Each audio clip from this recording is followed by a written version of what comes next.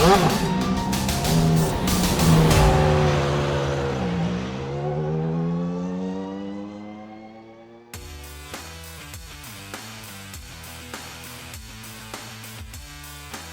evening, everyone. I am Jeff McConey, and with me in the booth is Bonsa for you are watching here with the Global SimRacing Channel. Behind the scenes is our director, Sean Ambrose, and he is using cameras provided by Dougie Beard.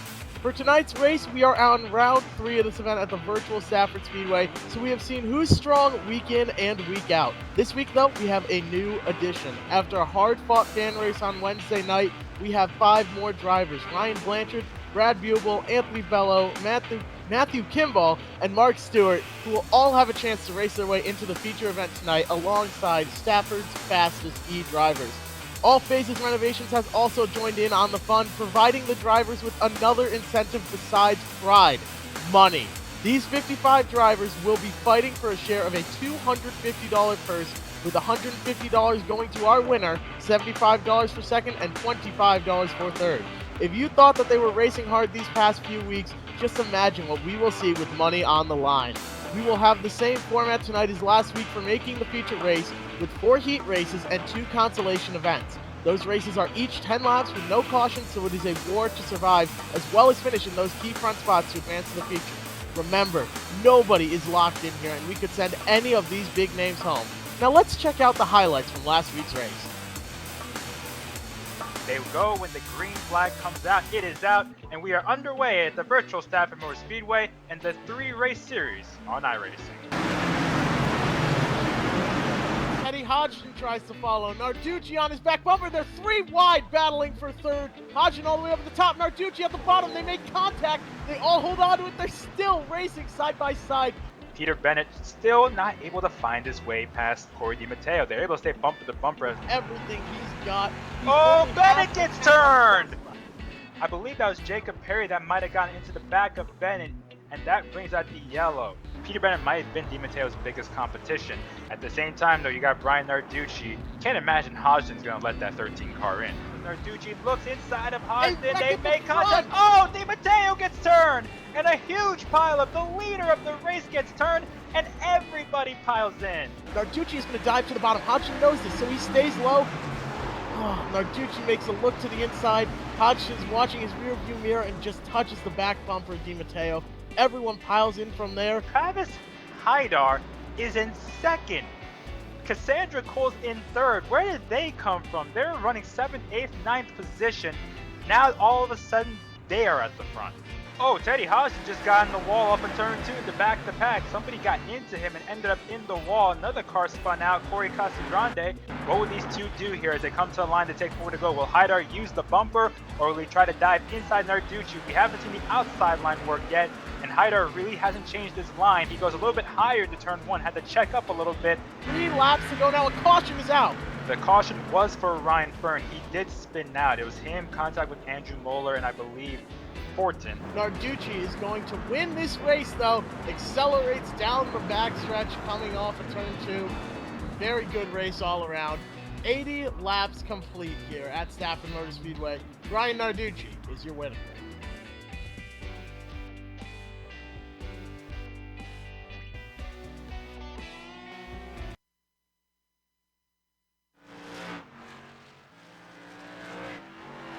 If you thought that racing was good last week, then we are in for a fantastic show tonight, thanks to All Phases Renovations.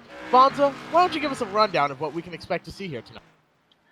Well, Jeff, you mentioned the purse that we have now, thanks to All Phases Renovations. The first topic I want to talk about, though, is Ryan Blanchard. He won the feature on Wednesday for the fan/non-drivers event, giving him the chance to race on Friday, and he's been fast throughout the whole entire week. He's top 10 right now in the practice speeds. He won his heat race in the Wednesday event, led pretty much every single lap in the feature. Nobody could really get by him. If he can get a good hot lap like he did on Wednesday and stay up front, I think you have to watch out for him. Second point is Cory Dimatteo. It's very unfortunate that he got spun out in turn 3 late in the race last week. But one thing you got to notice is that he led most of the first 60 laps, if not all the first 60 laps. So can he regain that dominance this week, and can he finish it off? Obviously, he and Teddy Hodgson, as you saw in the highlights, got together, and then Cory Dimatteo returned the favor later on in that race. Teddy Hodgson told me it was his fault to begin with, saying that he took blame for getting into Cory Dimatteo in turn 3, but he's moved on from all that. And Cory Dimatteo just told me it's just racing. And the last thing that I want to talk about is that fact there's no incident limit this week. We had an incident limit last week, but this week, no incident limit. So no matter how many times you might hit a car or hit a wall or get off track into the grass, you will not be disqualified for too many incidents. Now that we're done with the first 3 points of the race, we got more to talk about later on. But first, let's give you a quick preview of the Stafford Motor Speedway.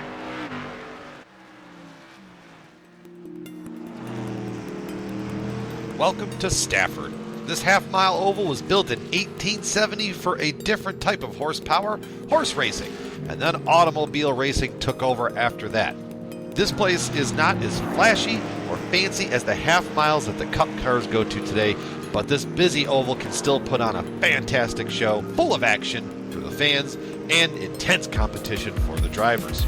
Uniquely banked, it poses a challenge for all comers. Turns 1 and 2 are banked at 9 degrees, where turns 3 and 4 are banked a little less at 7 degrees.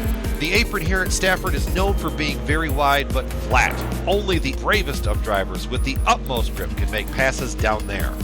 Short tracks equal close racing and usually leads to shorter tempers. Keeping calm at Stafford rewards the drivers. It's like the old racing expression, to finish first, you must first finish. Corner exit tends to be the most challenging place on the track, where the fast lane sweeps right out of the corners towards that wall that awaits you. Stafford is an old, worn-out surface, so managing the tires is also key to finding victory lane here. All in all, Stafford poses a fun challenge to drivers, and it's always sure to put on a great show. So settle in, buckle up, it's bound to be a great race.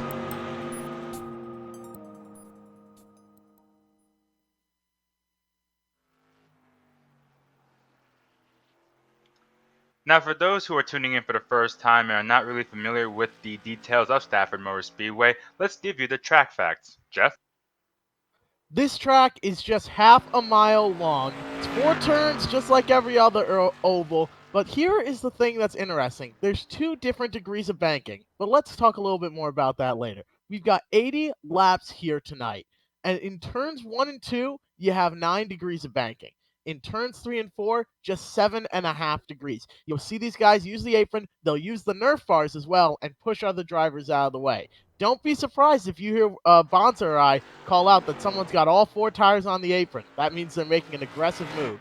There have been lots of legendary drivers here at Stafford Motor Speedway, and they all had to cut their teeth and be successful here before moving on. Take a look at Ryan Preece, Ted Christopher, Mike Stefanik, Bob Potter, Bugsy Stevens, Richie Evans, and more. They all raced here, they all succeeded here, but it wasn't easy to do. And you look at the board at the racetrack, when you get a chance to go to a track, you get the 50 greatest drivers of Stafford Motor Speedway. The list of names on that banner are incredible. There's just so much history and so much prestige on that top 50 list. But now we're going to move forward here, and one of the keys to trying to advance through the heat race is because of the fact that there is no provisionals or people locked in, is you need to have a good lap, or what they call a hot lap.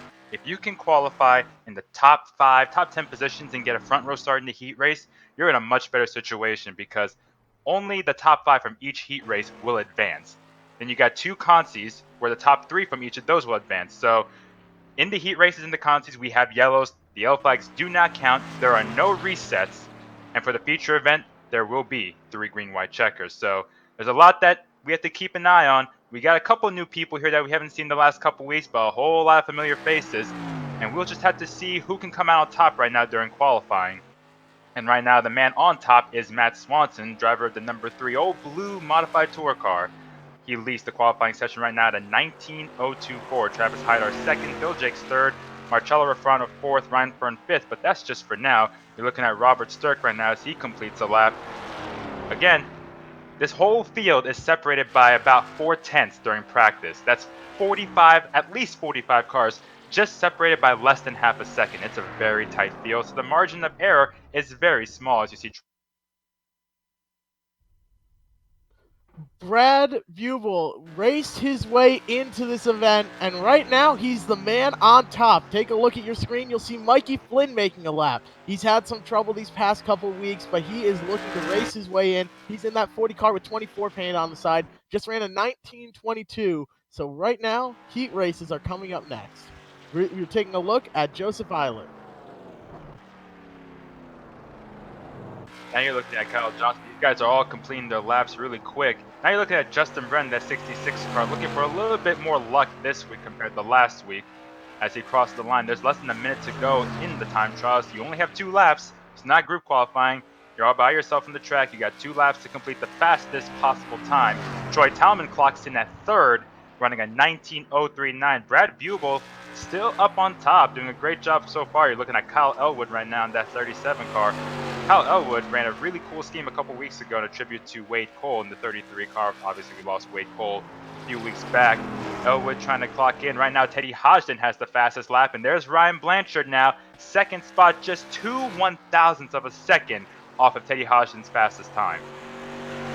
There's a name a lot of you know. David Arute drives that number 75 SK Modified every Friday night. He had a 19:173. That's going to put him a little bit further down on the board. The man on top, though, Teddy Hodgson, one of 2 people to run under 19 seconds here tonight. The track, it's pretty hot right now, about 100 degrees, sitting right at 98 at the moment. But they are now getting ready for heat number 1, and let's take a look through the field there. Yeah, looking at the first heat right now, Teddy Hodgson will start in the 1st spot. Mike Christopher Jr. 2nd. Dylan Izzo in 3rd. Phil Jakes in 4th. Phil's looking for some good luck. He calls his luck disastrous right now. Peter Bennett, great run last week, finishing in 3rd after spinning out earlier in that race. Great comeback for him. He'll start in 5th. Jonathan Pulio 6th. Tony Membrino Jr. in 7th. George Bissett Jr. in 8th. Mike Kieflin in 9th. JB Fortin in 10th. Timmy Catalano in 11th. Andrew Less in 12th. And then you got Cory Dimatteo in 13th. Cory Dimatteo did not put down a qualifying time. He will be starting at the end of this heat race. Only 5 of these drivers are going to advance, so we will be keeping a close eye on that battle. Right now, Peter Bennett sits in 5th, and he's going to have to hold that position. The top 5 of these drivers will advance to the feature and will not have to worry about racing their way in through a Consi event. These guys are rolling, but Peter Bennett gets a little bit of a tap. Everyone is moving now. Now, one row to keep an eye on is Phil Jakes in the outside that 2nd row. We've seen it last week and we saw it the week before. The guy on the outside row, right before the final transfer spot, seems to be snake bit because that outside line has quite not come in. It's not very effective. You might be able to hold your own on the outside line, but in terms of making a pass, really haven't seen that. In fact, the only one I've seen do that was Brad Buble in the heat race on Wednesday. He made a pass on the outside on the 1st lap, taking the lead and not looking back, winning the heat race, which was very impressive. But otherwise, we haven't really seen it be very effective. So watch Phil Jakes in that 77 car. He's looking for some good luck after last week when he ended up crashing in the heat and also drove through the grass trying to get to pit road in a funny moment during the Consi race.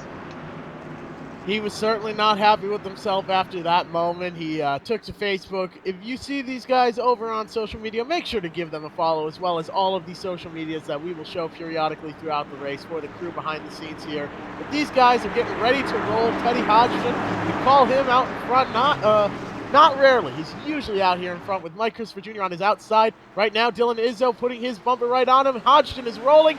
No advantage to either line. Everybody is door to door. Hodgson will get the edge entering turn number 1 as he takes a very shallow entry, cutting through the apron. He'll come off of turn 2 with a half a car length lead over Mike Christopher Jr. 2x2 for 1st, 2x2 for 4th, but Phil Jakes does get in line. That's critical. He does get in line in 4th spot. The battle for that transition 5th spot is between Jonathan Pulio and Peter. They are side by side right now. We got a spin. Yeah, we got JD Fortin that just spun the back of the pack. No harm, though. He didn't hit anything. But it does bring out the first yellow of the heat, and once again, caution laps do not count for the heat race.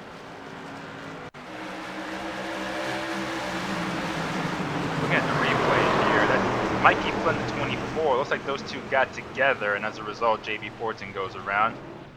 Nothing doing, though, in terms of damage and such, so good break for Fortin. No resets, no problem for him, though. He'll just keep it on going. The thing about these modifieds is that they have a whole lot of power and a whole lot of downforce, and when they get bent out of shape at all, you get touched even the slightest bit, and that car's not pointed the way you're expecting it to be, it just goes right around on you. The only way to save these things is to lift off the throttle, and you're losing a lot of time there. So with these cars, once you see someone get a little bit sideways, it's very difficult to save it, as seen right there. Just the tiniest of taps sent him around. Now, Mike Christopher Jr. is scored as the leader. Teddy Hodgson second. Phil Jakes did a great job getting in line, not losing any more positions. Started fourth, held the fourth spot. He's got Jonathan Puleo right behind him. But Peter Bennett in that sixth position. We saw how fast he was last week. He was running second or third for most of the race before Jacob Perry turned him around in turn one. And he still came back to finish in the podium. A very impressive comeback. Right now he's on the outside looking in. And once again, no one's locked in. Even if you're one of the top drivers in Stafford in real life or one of the top iRacers in real life, it does not mean you're safe. If anything happens, we saw Mikey Flynn a couple weeks ago. Didn't make the feature because he got involved in a couple crashes in the heat and the consi. We just have to wait and see who the surprise might be this week as to not making it to the feature. There are 55 drivers here, and all of them want to advance. All of them are talented enough to advance. It just all comes down to who's going to be able to do it. That question will be answered once we get through the consolation events, but there's always some hurt feelings after we send some people home. But until then, 5 people will advance from this heat race here, and it's so far a pretty good one. Looking at the field rundown right now, Mike Christopher Jr. is the leader as they take one to go. Teddy Hodgson in second, Dylan Izzo in third, Phil Jakes in fourth, Jonathan Puleo fifth, Peter Bennett in sixth, Tony Membrino Jr. in seventh, George Bissett Jr. eighth, Mikey Flynn ninth, Cory Dimatteo in 10th, Timmy Catalano in 11th, and you got JB Fortin after the spin. He's in the last spot. They are lined back up here, though, getting ready to go green. With Mike Christopher Jr., he is the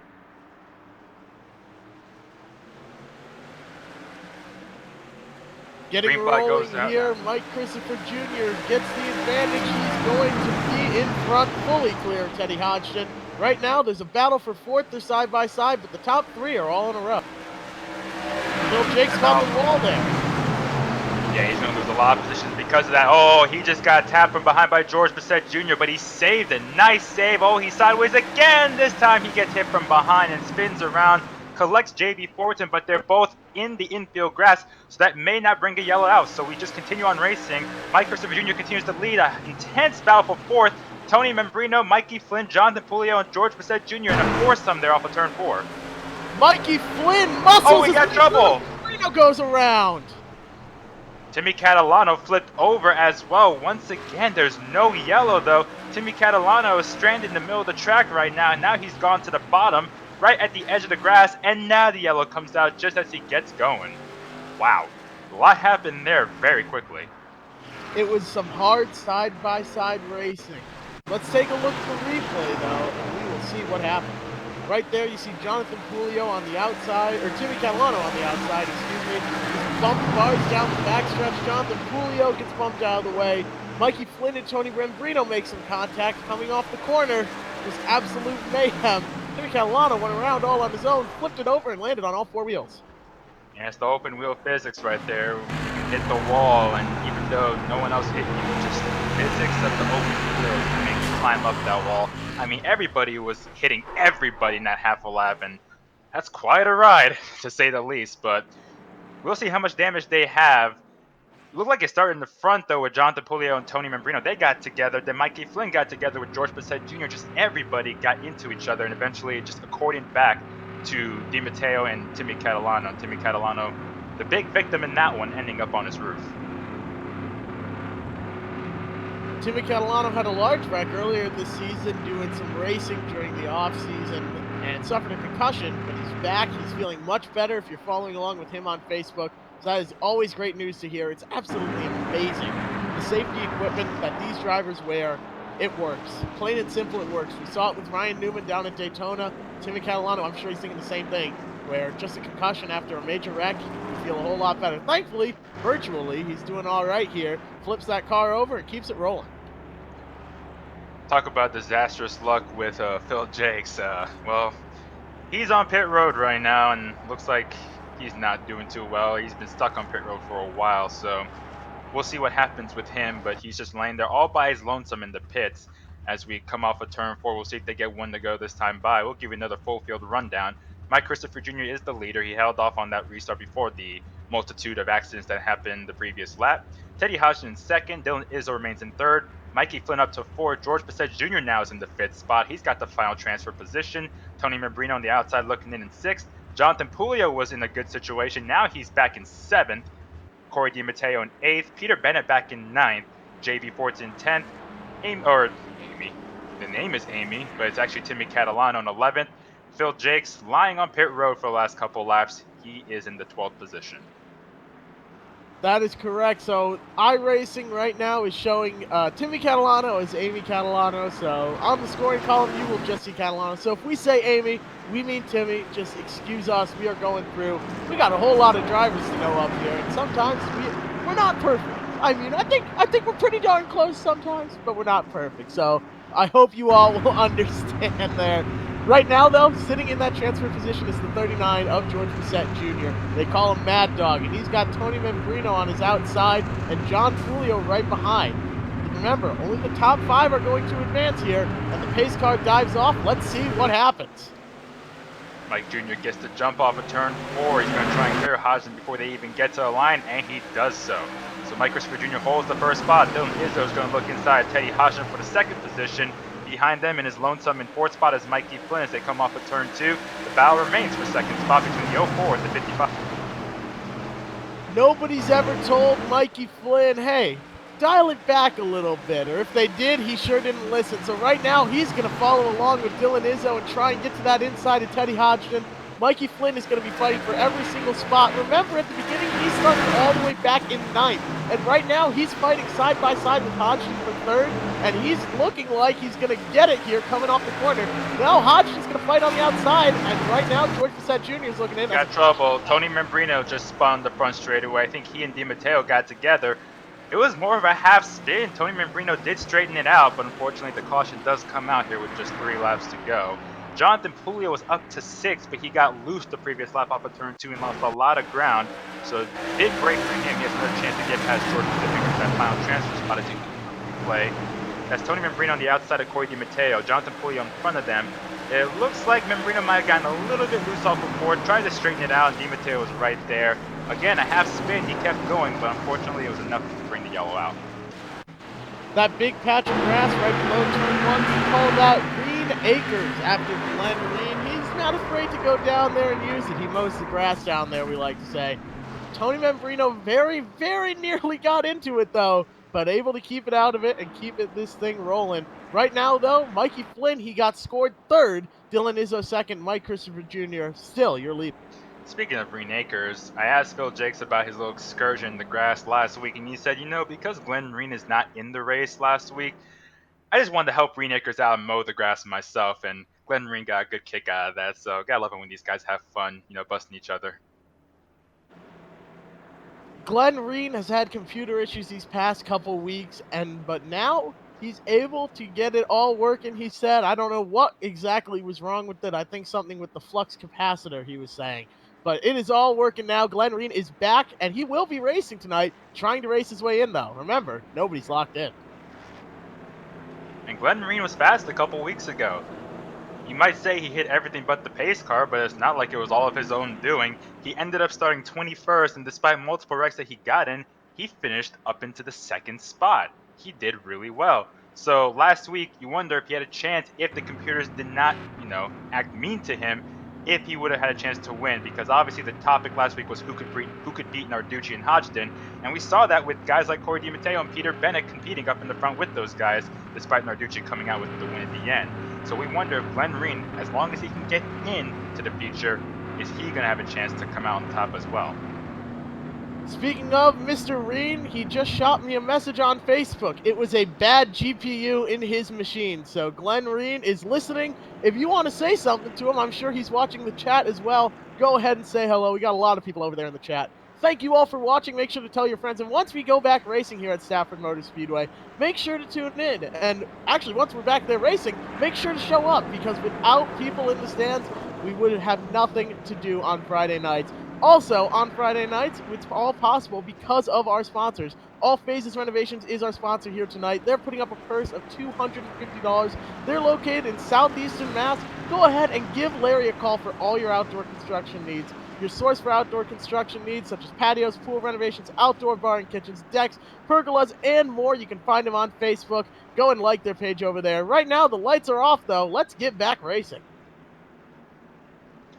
They're all doubled up right now. Mike Christopher Jr. on that inside line. We'll just see who is going to be able to advance. That's the main story. George Bissett Jr. is in that last spot in fifth. Jonathan Pulio gets another chance after losing a lot of ground before the last caution. He gets a big jump underneath George Bissett Jr. He might take the fifth spot before they hit the line. Oh, they touch! And Pulio wrecks. They're both upside down. Pulio and Bissett Jr. upside down. Timmy Catalano's involved. Tony Membrino's involved. A huge pileup for that final spot. Mike Christopher Jr. is the leader right now. The time limit has elapsed on this race. The race is over once they hit the line. Mike Christopher Jr., Dylan Izzo, Mikey Flynn, Teddy Hodgson, and Cory Dimatteo are going to be your five that advance. They don't have a thing to worry about, but Peter Bennett, J.B. Fortin, Timmy Catalano, George Bissett Jr., Tony Membrino, John Pulio, and Phil Jakes are all going to have to try and fight their way in through the consolation events. Wow, that was dramatic to say the least. Pulio had an incredible restart underneath of George Bissett Jr., and he had him clear the line. Looks like those two kind of converged, and now both of them are going to have to wait for the consolation race. But now we're getting ready for the second heat out of 4. Ryan Blanchard, the winner of the Wednesday fan race, will start on the pole. Brad Bubel, a great run on Wednesday as well. We saw him passing the outside in the heat race on Wednesday. He'll start in second. Troy Talman in third, Brian Narducci in fourth, Matt Vassar in fifth, Kyle Johnson sixth, Justin Brent seventh, Corey Casagrande eighth, Dalton McCarthy in ninth, Tyler Leary in 10th, Paul Buzel 11th, Kevin Crosby 12th, and Dylan Kopech is in the leaderboard, but he's actually our race director. So there's 12 cars in the second heat. Matt Vassar is starting fifth. We call him the Slim Reaper, and he found me on iRacing last week, and he said, hey, I got a bone to pick with you. I love the RAR guys, the rent-a-race car guys, but I don't run out of their shop anymore.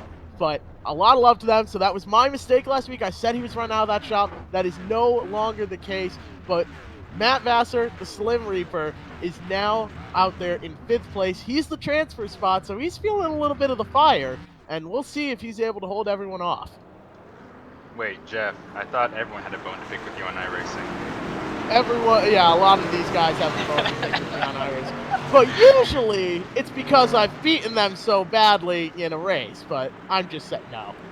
If you see one of us out there on iRacing and Stafford, make sure to say hello. But looking up at the front right now, I want to talk about Ryan Blanchard because he was pretty convincing in that Orange 9 car on Wednesday. He was dominant, led every lap practically. Ryan Blanchard is a familiar face to Stafford. He actually was the spotter for Steven Kopchik last season, his first full season as a spotter for that 21 SK modified team. 17-year-old from Bethlehem, Connecticut, and he also spots for Joey Cipriano in the Tour Type mods owned by Ted Anderson. Also, Ryan Blanchard is Chase Downing's cousin, so he has a lot of connections to racing, a lot of connections to Stafford, and he's a familiar face in the paddock. That must be why he's running out front here, though. He's going to lead the field to green in heat race number 2 and try and race his way in. Wouldn't that be something, though? We've got 2 of the guys that race their way in, 2 of the fans that race their way in. Right now it's going green. Let's see what these guys can do and if they can finish top 5.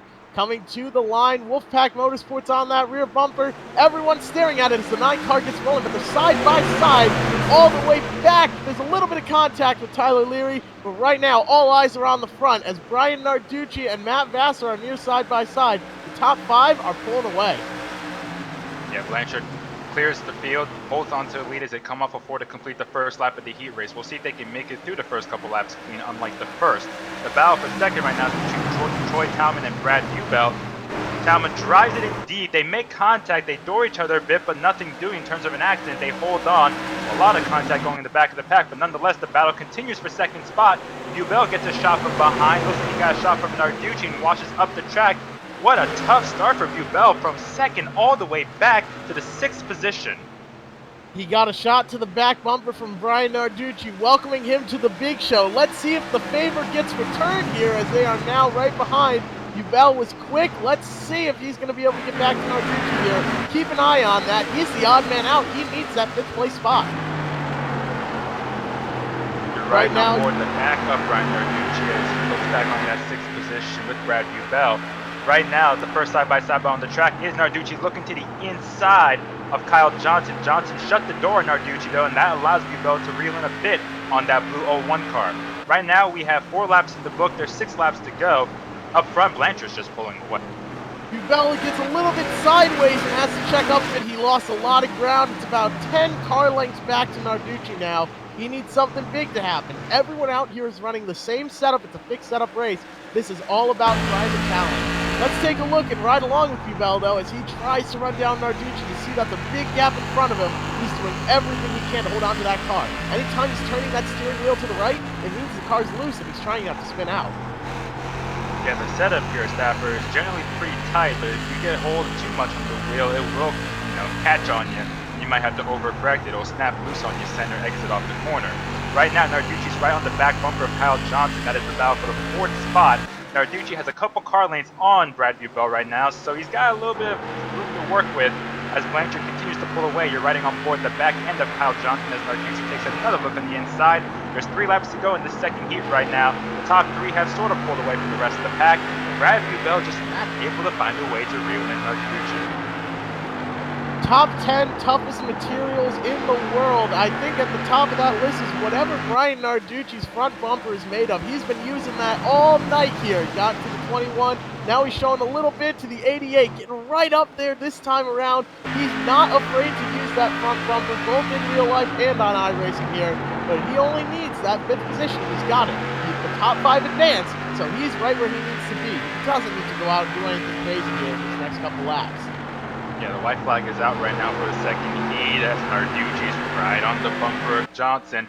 Blanchard is leading by about a second over Troy Talman. Vassar comfortable in 3rd. Kyle Johnson in 4th. Narducci right on the back bumper of Johnson, but no need to push the limit. He's in that final transfer spot. Racing win the second heat. Talman, Vassar, Johnson, Bell, Brent, Casagrande, Leary, Buzel, McCarthy, and Crosby will all have to try and get their way into the feature through the Consolation Race. Going over to heat race number 3, on the pole is Jacob Perry with Matt Swanson in the 3 car on his outside. Joseph Eilert will start 3rd, Kyle Elwood in 4th, Marcello Refrano is 5th, Jeff Rocco is 6th, Mark Burke in 7th, David Arute in 8th, Dan Butler 9th, Salacardi 10th, RJ Surdell has had some rough luck. He starts 11th, Joshua Carey in 12th, and Andrew Muller in 13th.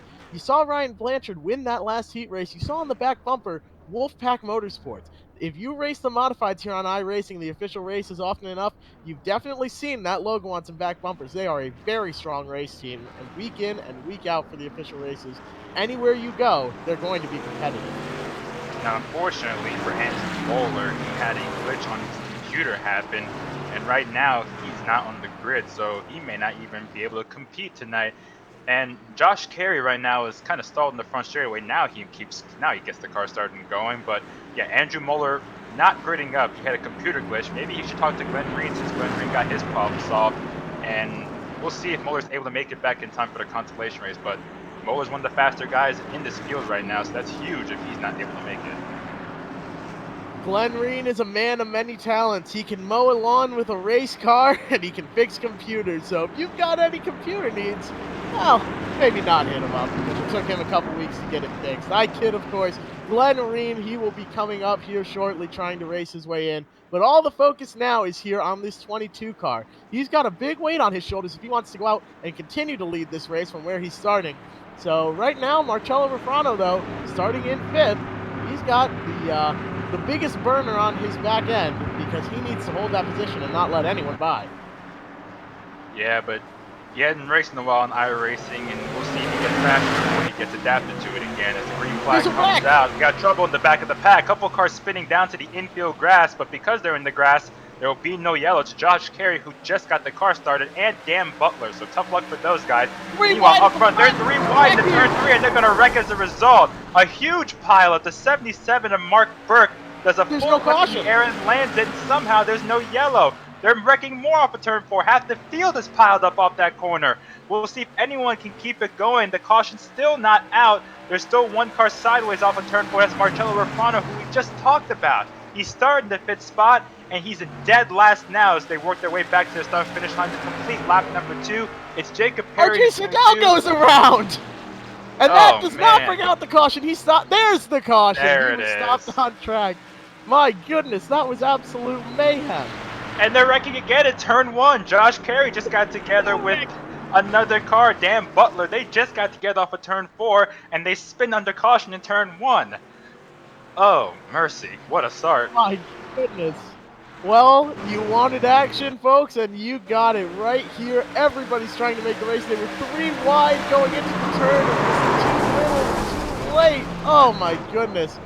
That 77 car went up and around and flipped and landed on all 4 wheels. He's got some heavy engine damage. Let's ride on board Salicardi, though, and watch what happened here. This was all right in front of him. He just got nowhere to go. He got slammed from the driver's side by Mark Burke, who ended up flipping over. A full flip in the air and landed it. I guess I'll give it an 8 out of 10. It could have been a little bit smoother. But speaking of Burke, there's just a ton of smoke pouring out of that car on pit road. He's not going to be able to compete for the rest of this heat race. He'll have to try and compete through the Consolation later on tonight. Salicardi's also on pit road. Kyle Elwood got some damage. He's on pit road right now. Josh Carey stay on the track despite spinning twice in a matter of a lap and a half. Looks like Dan Butler is still on track. Marcello's still on track. Joseph Eiler got a bit of that one as well. He got a bit of the wreck in turn 3 with Mark Burke and the rest of the field. But it looks like only 3 cars on pit road. Everyone else is going to try and stick it out there. But it was also a big break because the field was extremely spread out. It was the top 3, and then everybody else was just spread out within 3/4 of a lap. So we'll see what happens in this restart. But that was a very chaotic start, to say the least. Chaotic is almost an understatement. Right now, Joseph Eilert is now sitting in 5th place. Marcello Ruffano, unfortunately, started in 5th. He's all the way back to 8th. The biggest mover so far, though, from 10th to 4th is Salicardi. He's sitting in 4th place right now, as timing and scoring shows it. But it's going to be all sorts of mixed up here as people hit pit road. And right now, we are getting word he actually is in the pit, so he's not going to be taking the flag from 4th. But timing and scoring is trying to catch up with these guys. These laps don't count right now, so they can pit and get work done, and just like at Stafford. How about Jeff Rocco running in 3rd spot right now? Obviously the brother of Keith Rocco, and must there be much said about Keith Rocco? Obviously Kid Rock, multi-time champion Stafford, but good job for Jeff in the start to avoid all that chaos in the beginning. He's running in the 3rd position right now. That 5th spot is Joseph Eiler, and you just gotta wonder, how much damage do these cars have? Because even though they didn't pit, Jeff, you know, being an iRacer yourself, some damage can do more than what you can. Some damage does more than what you think in terms of how it affects your performance and your top speed. It absolutely does. If that engine gets damaged but doesn't blow up, you won't see any smoke. You won't really have any indication. The only way you'll be able to tell is when you put the clutch in, your RPMs will be lower than you're expecting. So I don't see anyone that's too worried about that. We'd be seeing them slowing down and just coasting. But the field is trying to get all lined up here as the lights on the pace car are out. They're ready to go back green with Jacob Perry leading the way. Yeah, Matt Swanson 2nd, Jeff Rocco in 3rd, RJ Sardell 4th. Running in 5th is Joseph Eilert. Running in 6th spot is Dan Butler. Marcello Ruffano 7th, Josh Carey in 8th. We have a couple more cars on pit road. Green flag goes in the air. And a pretty spread out start there as they head into turn number 1 right now. Jacob Perry leads Matt Swanson into the corner. The battle right now is RJ Sardell gets knocked up the racetrack. He got knocked up the track by Marcello Ruffano. Ruffano right now trying to get in that transfer spot. He's in the 5th position as they head towards turn 4. Everyone is fighting for every position, and RJ Sardell gets into the wall. Josh Carey goes around. Sardell is riding the wall like a skateboard. He comes back down. Green flag stays out. Yeah, they both did a 360 and goes, so they just keep on going. No yellow.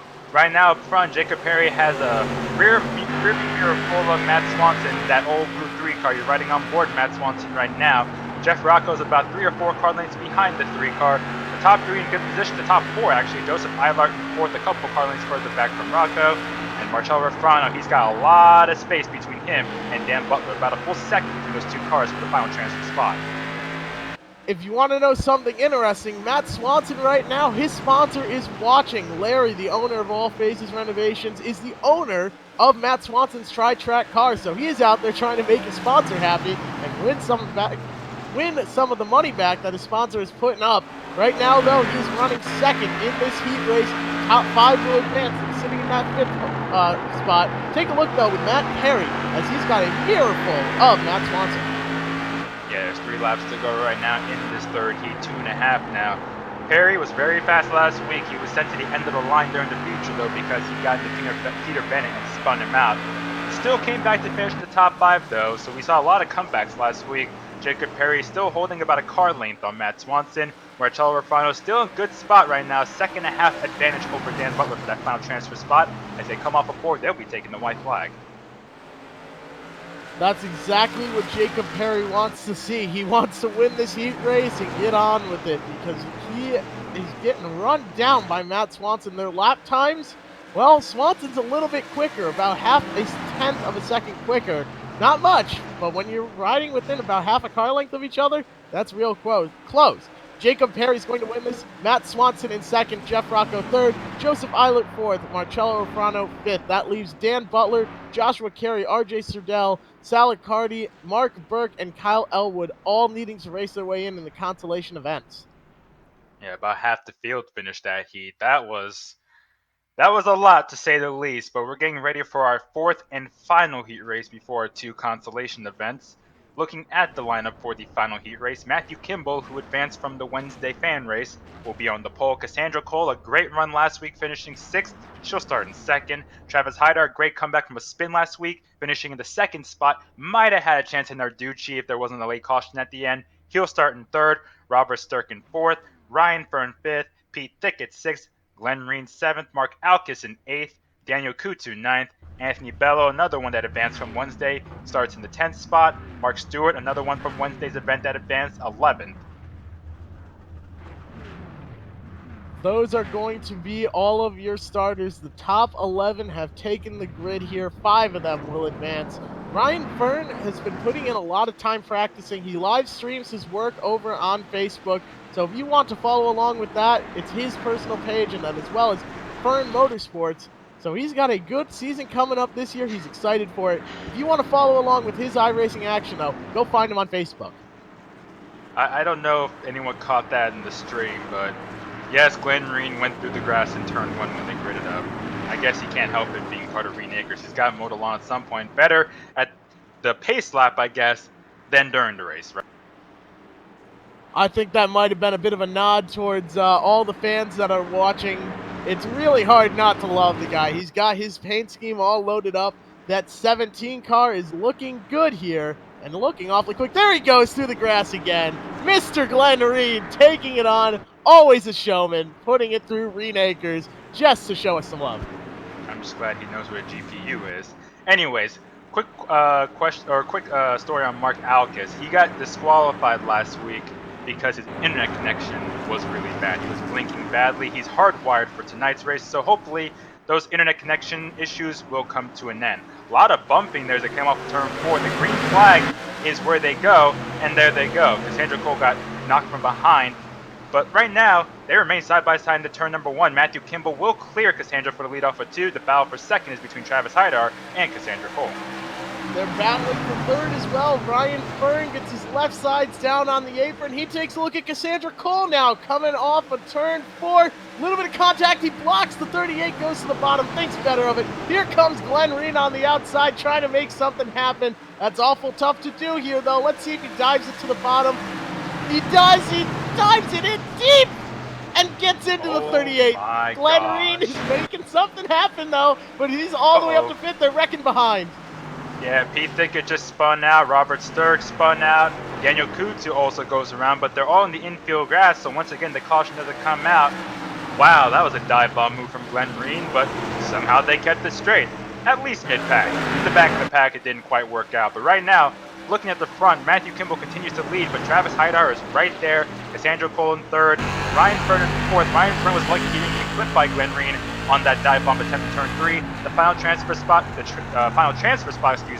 does go to Glenn Reen as you're riding on board the leader, Matthew Kimball.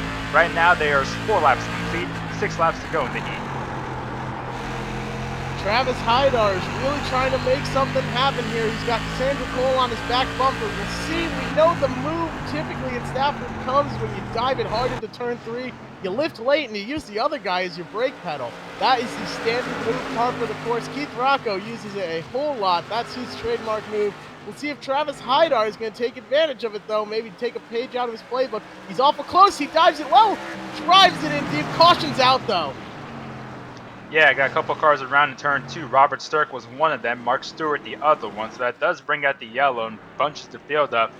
But that top 4 was pretty bunched up, so we'll check the replay here on Robert Sturck and see what happened. Really tough start for Sturck because he got knocked around in every part of the track, and of course he was the one that got knocked up the track by Glenn Reen. Let's see what happened here in turn number 1. He's inside of Mark Stewart. Looks like a little bit of neck code, but the two end up in the end getting together, and they both spin off of turn 2. Reen didn't just drop the hammer there on the start. He threw it to the ground as hard as he could. He gained the 2 spots that he needed from where he started to be locked in right now if the race were to end at the moment. He's sitting in 5th place. He needs to hold that position. But knowing Glenn, I don't think he's going to be happy with 5th. I don't think he's going to be happy with 2nd. He hates to lose more than he likes to win, and that is exactly what it takes to get as many wins as he has at Stafford and earn the reputation that he has. He's an aggressive driver, but he's smart. He'll be able to make something happen here because he's already up to 5th with only 5 more laps to go in this heat race. Yeah, but at the same time, you gotta think big picture, you'd imagine, because he's in that 5th spot. Do you really want to risk it and getting to somebody else for the 4th position when there's nothing to gain from that in the big picture? We saw that happen Wednesday in the feature race with the fan race. Ryan Board just turned around Aaron Clemens.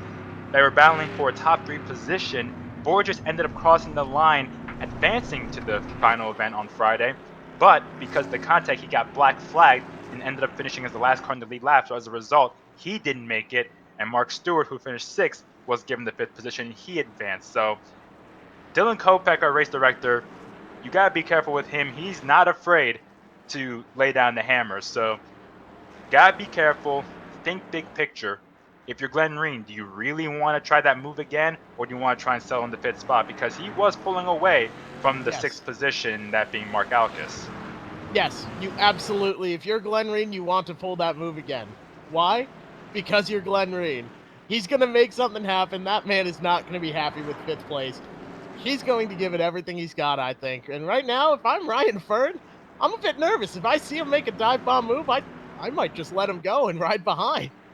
Well, here's the thing. Ryan Fern was the one that put that big block on Robert Sturck the lap before Glenn Reen did his move in turn 3, and it was a very massive block at that. Kind of surprised they ended up in one piece. Looking at the front, though, the pace car does pull off. The leader, Matthew Kimball, gets the jump off in turn 4. Travis Hydar will settle in 2nd spot. Cassandra Cole 3rd. Ryan Fern does get in line behind Cassandra in the 4th spot. The battle for 5th is between Reen and Alkus, but Alkus slides at the track. Now he's got to deal with Pete Thicket. They are side by side, bumping a little bit. That 99 car has the advantage to the inside, and he's going to use it. Glenn Reen working his way up to the bumper of Ryan Fern. They are battling for 4th there. I don't think we're going to see anything too crazy quite yet, as Ryan Fern, though, gets all 4 tires down on the Pete Thicket just got turned. They were 3 wide in turn 1. Pete Thicket got turned. Trying to see who was the one that got into him. It was Anthony Bello in the 51 car that made it 3 wide in the bottom, and there was just not enough room. And as a result, Pete Thicket goes around. Somehow Alkus did not get turned along with Pete Thicket. We're going to go on board here with Pete Thicket. He got a little bit sideways off of 4, and Bello looked to the inside to make it 3 wide. It's just not enough space, and as a result, around goes Pete. Did a cool little burnout there, though, to whip it back around and get it pointed straight. Putting on a bit of a show right now. He's trying to make the show and not have to worry about racing his way in through the consolation events. He's going to be in a little bit of trouble here. Right now, let's take a look on with Cassandra Cole. She's sitting in 3rd right now. She's been battling hard with Travis Hydar. We'll see how they end up working it out. The advantage at Stafford is on the inside line. It's much easier to make a pass on the bottom than trying to roll the outside. So she'll have that advantage starting in 3rd place here once they go back green. Also on the inside, Glenn Reen. He's going to be starting 5th. He's still sitting in that transfer spot, though, so it's going to be interesting to keep an eye on him. Anthony Bello was sent to the back of the line for that contact with Thicket, and as Bello was backing up to get to the end of the line, Pete Thicket came up on Bello and gave him a little side swipe off of turn 4. Nothing major, just a minor little hello. I didn't appreciate that, and kept on going. So obviously Pete not happy with what Bello did there, making a turn 1 3-wide move that ended up hurting Pete Thicket. But looking back in the front, the thing now with these restarts, like I mentioned before, the original start, the green flag decides when you can go. With the restarts, once the pace car pulls off and you get in the middle of 3 and 4, the leader can go at will. So Matthew Kimball can go whenever he wants, and because he's on that inside line, he starts off about a groove and a half off the bottom and then just cuts it straight down basically to the apron as they come off of turn 4, and that's what helps clear the leader from the second place cars. So we'll see if he does it again. The last couple restarts, Haidar has been able to get in line though. Cassandra has left enough room for that 58 car to file into that second spot, and again, if you're Travis, if you're Cassandra, do you really need to race hard? Not at this point, no. You just need to worry about making the feature. And we are able to have this feature event here tonight thanks to all of our sponsors. All Phases Renovations, they have put up a purse for tonight, $250, with $150 of that going to the winner, $75 for second, $25 to third. They're in southeastern Massachusetts. Go ahead and give Larry a call for all your outdoor construction needs. They are your source for anything you need, such as patios, pool renovations, outdoor bars and kitchens, decks, pergolas, and more. Go ahead and visit them on Facebook. Give them a call, 508-332-6316. Follow them on Facebook, though, and check out some of their past work. Thank you to our other sponsors as well. Napa, they help us out a ton. Dunleavy Truck and Trailer Repair, Mid-State Site Development, Call Before You Dig, Lincoln Technical Institute, Spark Virtual Reality, Maybury Material Handling. Thank you to all of them. They are what let us do what we love and watch them racing here, as they are bumping right here at the beginning. That 50 controls the restart, and he goes when Haidar has to check up. Haidar cuts it down in front of Cole. The top 5 are all in a line, single file. As Glenn Reen looks to the bottom, though. Oh, a little bit of contact in the back of the pack. One car goes around. That's Robert Sturck, a quick 360 and go. Pete Thicket also spun the infield grass. Man, these last couple laps have not been kind to that 99 car. Looking at the front of the field, though, right now the battle is for the lead. Matthew Kimball continues to hold it with 2 laps, or the white flag coming out. This is the final lap in the heat. The battle for 5th, though, Glenn Reen had a little bit of pressure from behind by Mark Alkis, but Alkis got loose off of 2 and spins it down to the infield grass. Looks like Glenn Reen is a good spot to transfer in. Matthew Kimball will come off of turn 4, a very shallow exit off of 4, and take the final heat. Travis Haidar advances, Cassandra Cole advances, Ryan Fern and Glenn Reen are the last 2 to advance. Everybody else will have to wait for the 2 consolation races, which are coming up next. Right now, we are hosting these events on iRacing because we are unfortunately unable to get to the track. CDC CDC guidelines, and we don't want to violate any of those. Excuse me. But until we can get back to, I know I'm all sorts of mixed up. I'm all sorts of excited. It's an absolutely amazing night here. But what I'm even more excited for is the Napa Spring Sizzler. It's moved to May 30th and 31st right now. 8 divisions of racing, including the NASCAR Wheel and Modified Tour. But opening night is scheduled for Friday, May 22nd. It's going to be all 5 of our Stafford divisions. It's going to be some amazing racing once we get back to the track. But until we do, you can find us here on iRacing having a grand old time. It's going to be great here, as right now we are on Consolation event number 1. Peter Bennett is going to be on the pole. Dan Butler in 2nd. J.B. Fortin in 3rd. Joshua Carey in 4th, who did not make the grid. Timmy Catalano in 5th. R.J. Surdell in 6th. George Brissett Jr., the Mad Dog, in 7th. Sal Cardi in 8th. Tony Membrino 9th. Mark Burke 10th. Jonathan Pulio 11th. Kyle Elwood in 12th. Phil Jakes, who's had some rough luck, in 13th. David Arute, who actually just battled through some computer issues, looks like he did not make the grid. Andrew Les and Andrew Muller all did not make the grid, so your last starter is going to be in 13th. That's Phil Jakes. He's got a tall order and a lot of work to do if he wants to get up. Only the top 3 advance here, not top 5.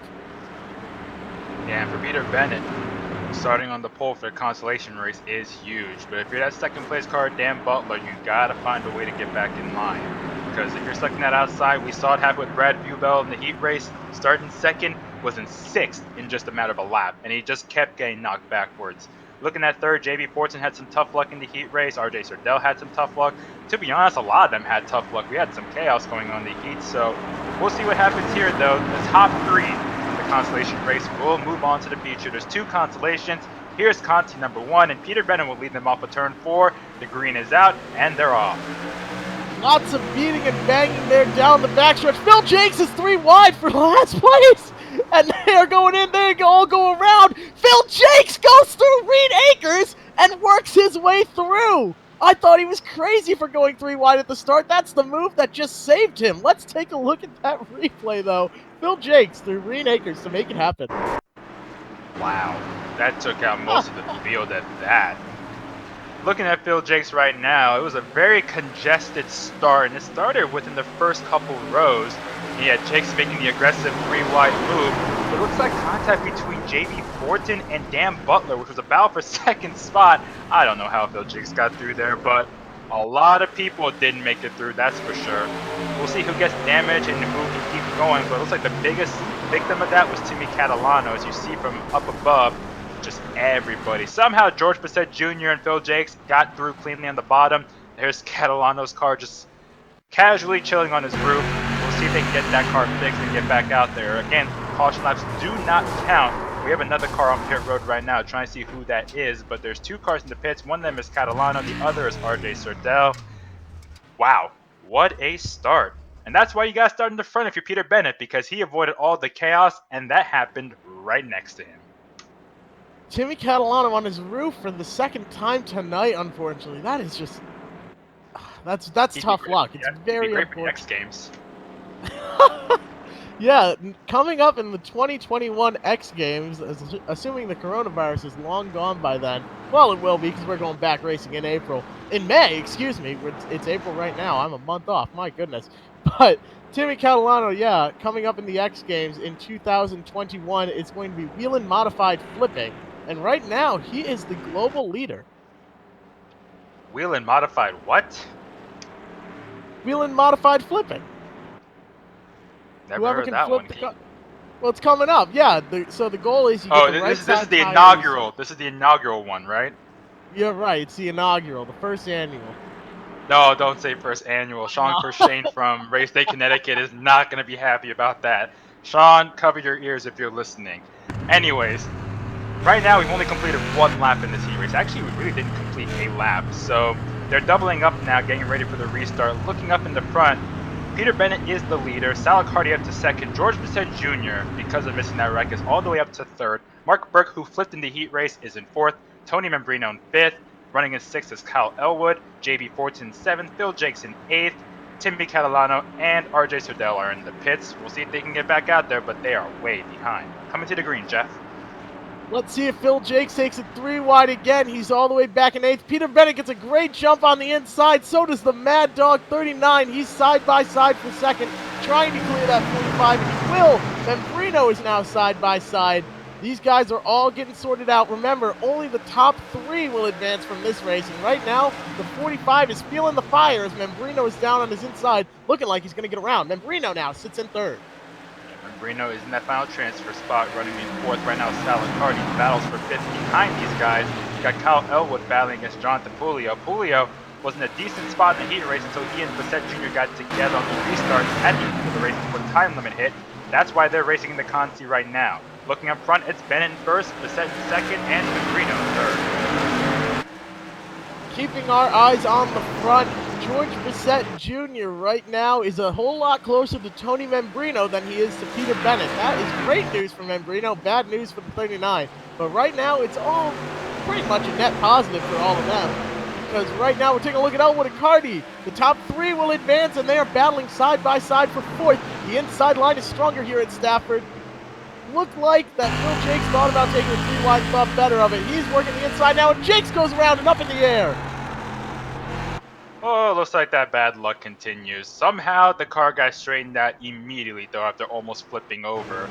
Another car involved in that wreck was Mark Burke. He's up in the wall off of turn 4. We'll see what happened here. They hooked wheels. It looked like Cardi and Phil Jakes might have hooked wheels, and after that, Jakes just lost control.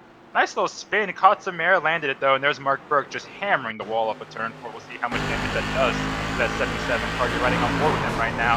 Yeah, I think Accardi and Jakes got together, and then Burke and Jakes got together, and Burke is trying to save it, but he got clipped there. I think that's Jonathan Pouliot that was right next to him, and as a result, the 77 car ends up in the wall again. These cars are very, very difficult to save on iRacing. We discussed it earlier, but once the back end starts to go around on these cars, you're pretty much along for the ride. Your best course of action is to just lift off the throttle and save it, but lifting off the throttle is not something a race car driver particularly likes to do. So Mark Burke trying to save it there, gets it up into the fence. Probably a lot of front end damage, and the toe is more than likely knocked out. Yeah, Phil Jakes is on pit road, Jonathan Pouliot's on pit road, Mark Burke, RJ Sardell, and Timmy Catalano have not left the pit, so it looks like they're not going to make it because they're laps behind. Looking up at the front of the field, though, as they come across the line here, we have 6 laps to go in this heat race. Peter Bennett right now continues to lead, George Bissett Jr. in second, Tony Marino in third. Now, that 37 car of Kyle Elwood, he was able to move up to fourth. He made the pass on Sal Accardi. He did lose ground because of that battle with the 45, though, so can Elwood make his way past Membrino here on the restart now that he's got a chance? And you just don't know if we keep having more trouble, will the time limit come into the play? So there's really not much time to waste here. You just got to go once the green flag comes out. You are exactly right. The time limit, though, they have about a minute and a half left, and once that hits, it's the next lap completed is the final lap. So I'm not sure we're going to be able to get all the laps in. So these drivers have to be sure that they're watching, because right now, if they're going to make a move, it's almost white flag conditions essentially. Now we've seen the clouds come in and out and shade the track, and now we see the track is bathed in sunlight. Jeff, what does that do to the car's handling when the shade of the clouds come in and out like that? If you take a look at all the track temperatures up above, all the different temperatures up above, track temp is way down. It started at about 100 degrees. It's at 88 degrees right now. So that means the lap times are a whole lot quicker. The colder the track is, the faster you are, the more grip you have.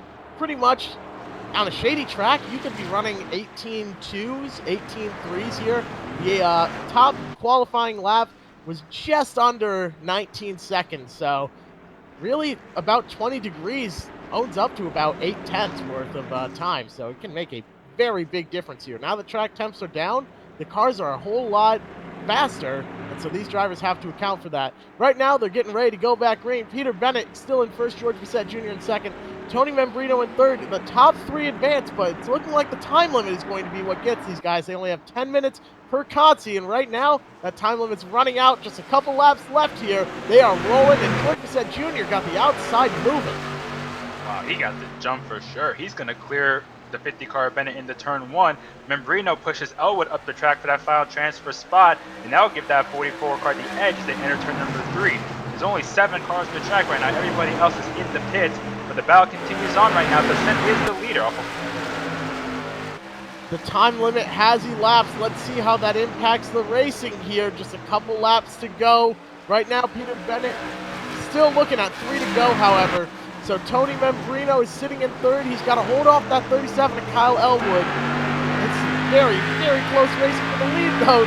That camera angle is nothing but the front bumper of Peter Bennett. He's not afraid to use it. Let's see how he can get around the Mad Dog. And a piece of cable between the rear bumper of Bissett Jr. and the front bar of Peter Bennett. So they might have made a little bit of contact at turn 3. Membrino's right there. Elwood is right there. They are nose to tail. There is no gap in between them as they come off of 4 and cross the stripe. What can Elwood do? What's he going to do to try and get in? Because he needs to get past that 44 car to advance to the feature. The white flag is about to come out. You see the 37 dive it all the way to the bottom, clip the grass, hold on to it, save it, maybe, kind of, sort of, not really, as he spins down to the bottom. No caution, though, because the white flag is out. The top 3 have checked out on the field. Salicardi is in fourth.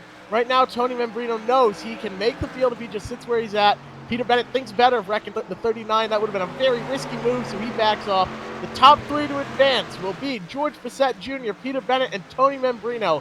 Sal Accardi, Jonathan Pouliot, J.B. Fortin, Kyle Elwood, Mark Burks, Phil Jakes, Dan Butler, Timmy Catalano, and R.J. Sardell are all going home.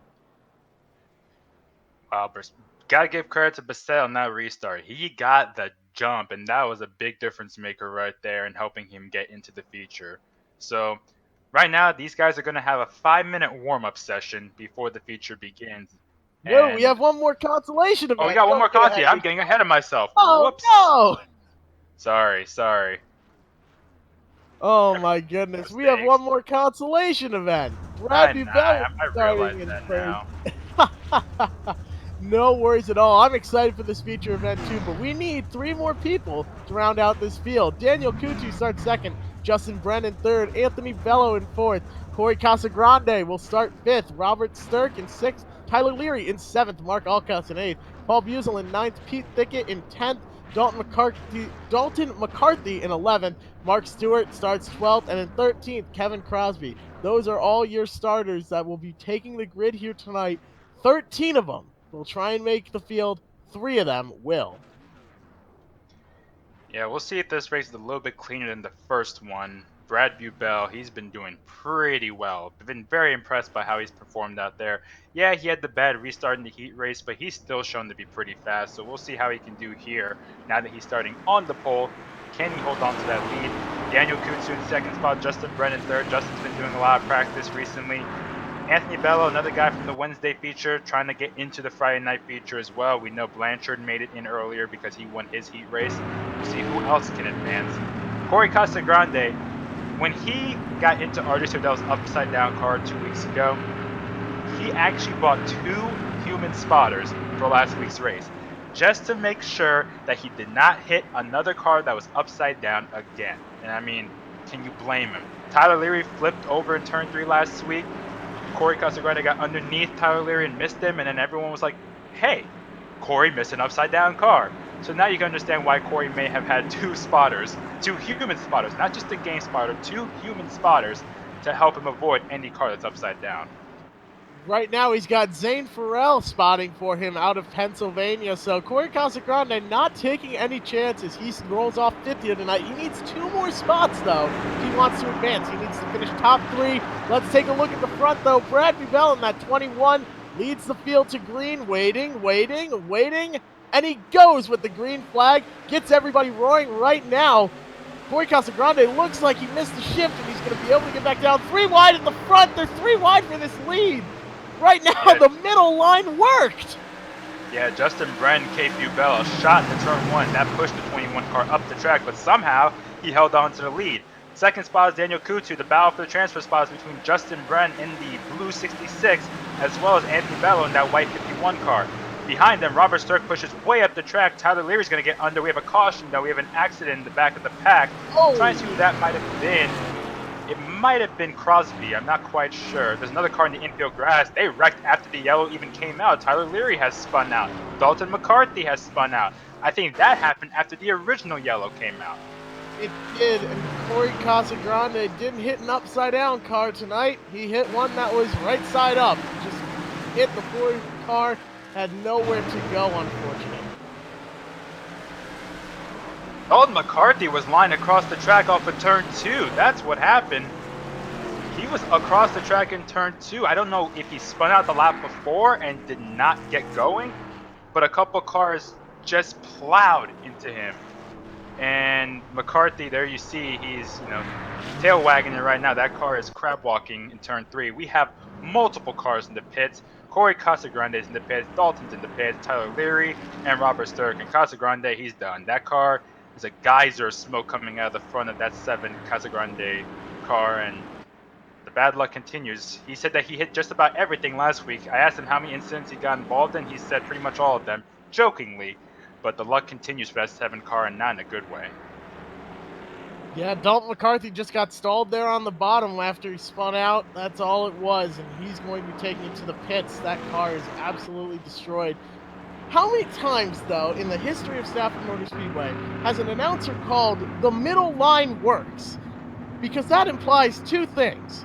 1, they were at least 3 wide. And 2, that the middle line beat the inside line. You don't hear that very often here at Stafford Motor Speedway. Absolutely phenomenal by that 21 to be able to make the middle line work and clear the guys that were all around him. Entered the turn 3 wide, actually entered the turn single file, wound up 3 wide, and then exited the turn the leader. That is absolutely phenomenal for him. Our top 3 remains the same, though. Bradley Bell, Daniel Coutu, and then Anthony Bello worked his way up. He made 1 pass over Justin Brennan and is now up to 3rd. I can think of one person that did that 3 wide in the middle move. 2 people, actually. Brian Narducci and Marcello Refrano. In 2018, they were tied coming into the championship finale in the SK Light division. Brian Narducci made a 3 wide, actually got under his cousin Alex Pearl, went down the middle, made it work. Marcello Refrano followed right behind him, and they both made the middle line work. It was a very bold move, and it paid out for both of them in what was a very, very memorable battle between those 2 guys. And in the end, it didn't quite work out too well for either of them, especially Narducci. Obviously, they both got together in the backstretch with a couple laps to go, ended up in the turn 3 wall, giving Refrano the championship. But Narducci did make a 3 wide move in the middle lane underneath his cousin Pearl and above another car, and it was one of the more bold moves I've seen at Stafford Speedway, and they never even made contact. Well, you don't hear that too often at all, though. But absolutely phenomenal racing. And Brian Narducci, he is locked into our feature event, so he's not in these consolation races. So we can make sure that we will keep an eye on him. Right now, though, let's keep our eyes on the front row as the top 3 will advance. Let's see who it's going to be. Right now, the 21, the 52, and the 51 are looking awfully strong, and the 51 is going to make the inside work, but the 9 car drives it in deep, pushes the 66 just about.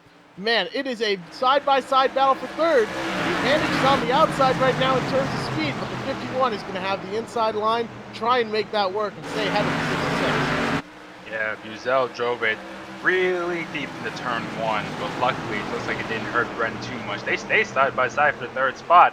Bren is holding his own somewhat on the outside line, but the edge does go to that 51 car Bello. Trying to advance from the Wednesday feature, he will take that 3rd spot, and he's catching up on Daniel Coutu, who goes wide off of turn 4 in the 2nd position. That 51 has 3rd. He wants more. He gets right up to the back bumper of the 52.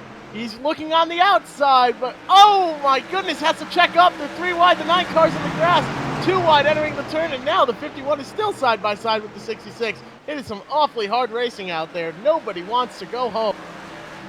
Oh, we got a huge crash behind them. Paul Buzel gets in the thicket. Thicket is on his roof, slams the outside wall while upside down, and that'll bring out the yellow. We're going to see what happened here, but Buzel did a good job off of turn 2. He slid sideways off the corner after making contact with that 66 car and saved it. They were almost 3 wide in turn 3 as we look at the replay right now. Bello does push the 66 of Brent up the track a little bit. Buzel looks to the inside off the corner. Looks like Buzel might have came up a little bit on Thicket, and Thicket ended up upside down. 1 car somehow, I think he drove underneath Mark Alkis. Let's see if we can get on board with Mark Alkis. He basically drove underneath that 99 car and somehow didn't really get away with much damage. They're riding on board right now. Wow, that is really close. Somehow he got through. I don't think he got much, if any, damage. Nice job for that 89 car. I believe our friend over in the booth at Stafford, Mr. Buckler, would say he Nutrisystem his way through. It's pretty much the analogy he uses. Made that car skinny and snuck right by. That is absolutely amazing. One of his famous Bucklerisms. One of many Bucklerisms at that. So now we have another yellow. There's 5 laps to go in this race. Brad Bubel continues to lead. He had a really good jump on the restart. He stood on it and cleared the 2nd place car Coutu really easily. Justin Bran and Coutu have been battling hard. So has Bello. We'll see if those 3 continue to battle hard right now. Bello's got that last transfer spot. Mark Stewart is right behind Brenda. He's kind of quietly worked his way up right now. So we'll see what happens. Mark Alkis is up there too again. He's got a much better connection now. He feels pretty good. He thinks that he can make his way to the feature. Just got to have some good luck on his side. And he had some pretty good luck there getting underneath that 99 car Thicket. Literally underneath. And speaking of Alkis, I just want to mention that the 89 car, Mark Bakai will be driving that 89 car in the SK Lights this upcoming season. And they're hoping that that car will compete for the championship in 2020.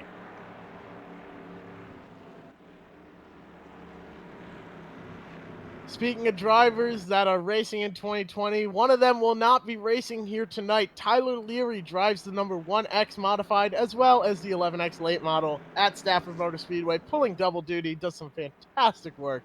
Absolutely amazing. He won a championship, I want to say it was Monadnock in Yep. 2018. It was, okay, phenomenal driver that he is. He will unfortunately not be racing here tonight. He has just packed the trailer and is going home. But take a look here at the front three guys. Brad Bubel, Daniel Kutu, and Anthony Bello, they are the ones that are feeling the fire because they need to finish in their positions that they're in right now if they want to run here tonight. At the same time, though, the field is dwindling away, so there's less people fighting for that final transfer spot. So we'll see what happens. There's 5 laps to go in this consolation race, pardon me. So Brad Bubel is in that first spot, Daniel Kutu in second, Anthony Bello in third, Justin Brand fourth, Mark Stewart in fifth, Mark Alkis in sixth, Kevin Crosby in the final spot on the track. Pete Thickett, Dalton McCarthy, they're still on pit road. As you mentioned, Tyler Leary, he's called it quits. He's done because of the damage he got with that wreck under the caution on the back straightaway. It's a single file restart, though, and a great job for Bubel as he gets ahead by a couple car lengths over Daniel Kutu. He got a little bit of a push as the 66 looks to the inside of the 51, pushes him up and up and up. Right now, the 66 has the inside line. That's Justin Bren. He needs that spot to advance. That's the battle for third, the last transfer spot. All 4 tires on the apron. Justin Bren makes it work. He's still door to door, though. The 51 is riding that outside. Anthony Bello, he needs that spot. Just a couple laps to go here. They're still there, but slowly, bit by bit, Justin Bren is pulling further and further ahead. The previous lap, Bren looked to the inside, and Bello gave him room. He gave him room. He didn't try to cut him off. It's not like Bren had the position there. He was peeking to the inside, and surprisingly, Bello did give him enough space, and that's going to help Bren a lot because he's going to take that final transfer spot, and now Mark Stewart's going to look inside of Bello for the 4th position. He's right there. He's going to look to the inside of Bren for that final transfer spot. He thought better of it, but that move in turn 3, it's going to be what we're seeing here. I wouldn't be surprised if we see it used here, but the 8 gets high, wide, and handsome. Let's take a look at the leader, though. Brad Bubel has this race won easily. In the 21 car, we are coming off a turn 4, coming to the line. He's going to win it and punch his ticket to the feature. Daniel Kutu and the battle for third ended up with Justin Bren taking home third. All 3 of those guys are going to advance. That means Anthony Bello, Mark Alkis, Kevin Crosby, Mark Stewart, Paul Buzel, Pete Thickett, Robert Sturck, Corey Casagrande, Tyler Leary, and Dalton McCarthy are all going to be going home. As they warm these cars up, let's take a quick commercial break here. These guys are just going to shake these cars down. We're going to take a quick commercial.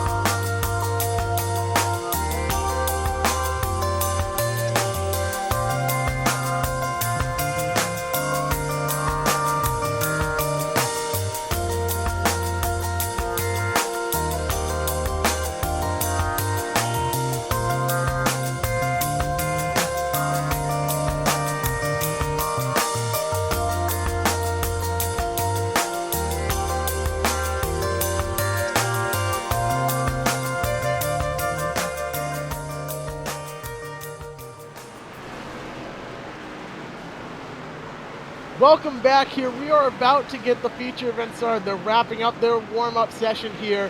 We are here at the virtual Stafford Motor Speedway, and our race tonight is sponsored by All Phases Renovations. They are a great help here, and they are putting a purse forward for tonight's event. $250 to these drivers. The top three are eligible. $150 for first place, $75 for second, $25 to our third place finisher. They are in southeastern Massachusetts. Go ahead and give Larry a call for all your outdoor construction needs. They are your source for outdoor construction needs, including patios, pool renovations, outdoor bars and kitchens, decks, pergolas, and more. Go ahead and visit their Facebook page. It's All Phases Renovations, or give them a call at 508-332-6316. Follow them on Facebook, give them a like, check out some of their past work. They are All Phases Renovations on Facebook. Another little interesting fact there, Larry is the owner of Matt Swanson's Tri-Track car. He raced his way in, and he's going to be having a good night so far, trying to make his sponsor happy. He did a good job in the heat race, and with money on the line, these guys already race aggressively. We'll see how much more they're going to race hard, knowing that there's money on the line. $150. That's not a little bit. That's a lot, especially at this time right now where we're going through. But hey, we're just getting started right now. We got the 80-lap feature coming up, and we're going to give you a starting lineup to the 80-lap feature. On the pole for this one, it's going to be Mike Christopher Jr. in the 82 car. Well, the car doesn't really have a number on it. Starting in second spot is Ryan Blanchard, Jacob Perry in third, Matthew Kimball in fourth, Dylan Izzo in fifth, Troy Talman in sixth, Matt Swanson 7th, Travis Hydar 8th, Mikey Flynn starts in 9th, and Matt Vassar starts in 10th. Starting in 11th is going to be brother of Keith Rocco, Jeff Rocco, Cassandra Cole in 12th, Teddy Hodgson starting further back than we've seen him before in 13th, Kyle Johnson in 14th, Joseph Eilert driving that Spark VR car. They are also a sponsor of ours here, so thank you to Spark VR. He is in 15th, Ryan Fern in 16th, Cory Dimatteo in 17th, Brian Narducci starts 18th, Marcello Lafrano 19th, Glenn Reen, owner of Reen Acres over there by turn 1. Hopefully we don't see anyone sliding through there. Starts 20th. 21st is George Bissett Jr. He raced his way in. Brad Bubell 22nd, Peter Bennett 23rd, Daniel Coutu 24th, Tony Membrino in 25th. Rounding out the field in that 66 car is Justin Bren starting 26th. 13 rows deep these guys are going to be starting, and it's going to be a great race. 80 laps to go. Caution laps will count for this feature event. 3 green, white checkers. Couple stories here for this one. Teddy Hodgson, Brian Narducci. They're starting mid-pack. Narducci way back in 18th, as you mentioned. Hodgson in 13th. He saw Narducci win last week, starting from the 11th position.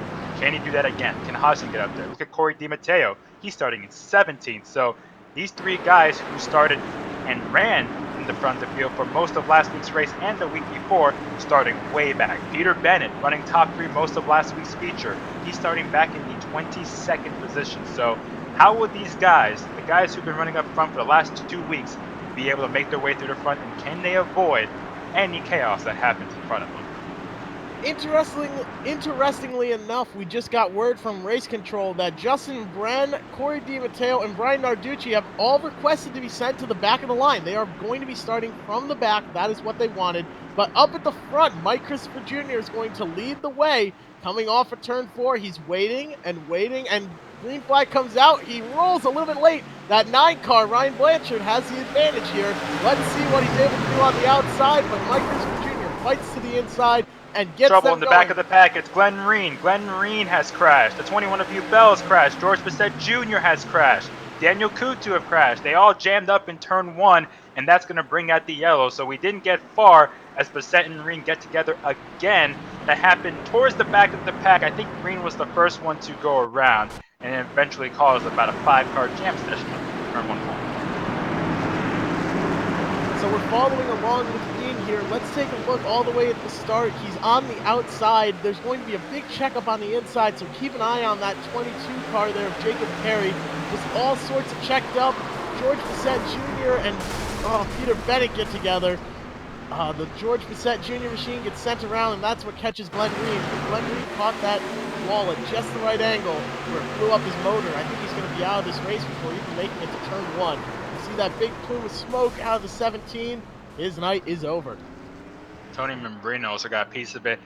It looked like Joseph Eilert in the 36 car it just seemed like his car didn't go. It just all of a sudden slowed down dramatically, and that stacked everybody up. And I don't know if you noticed, you talk about Justin Brent going to the end of the line and wanting to.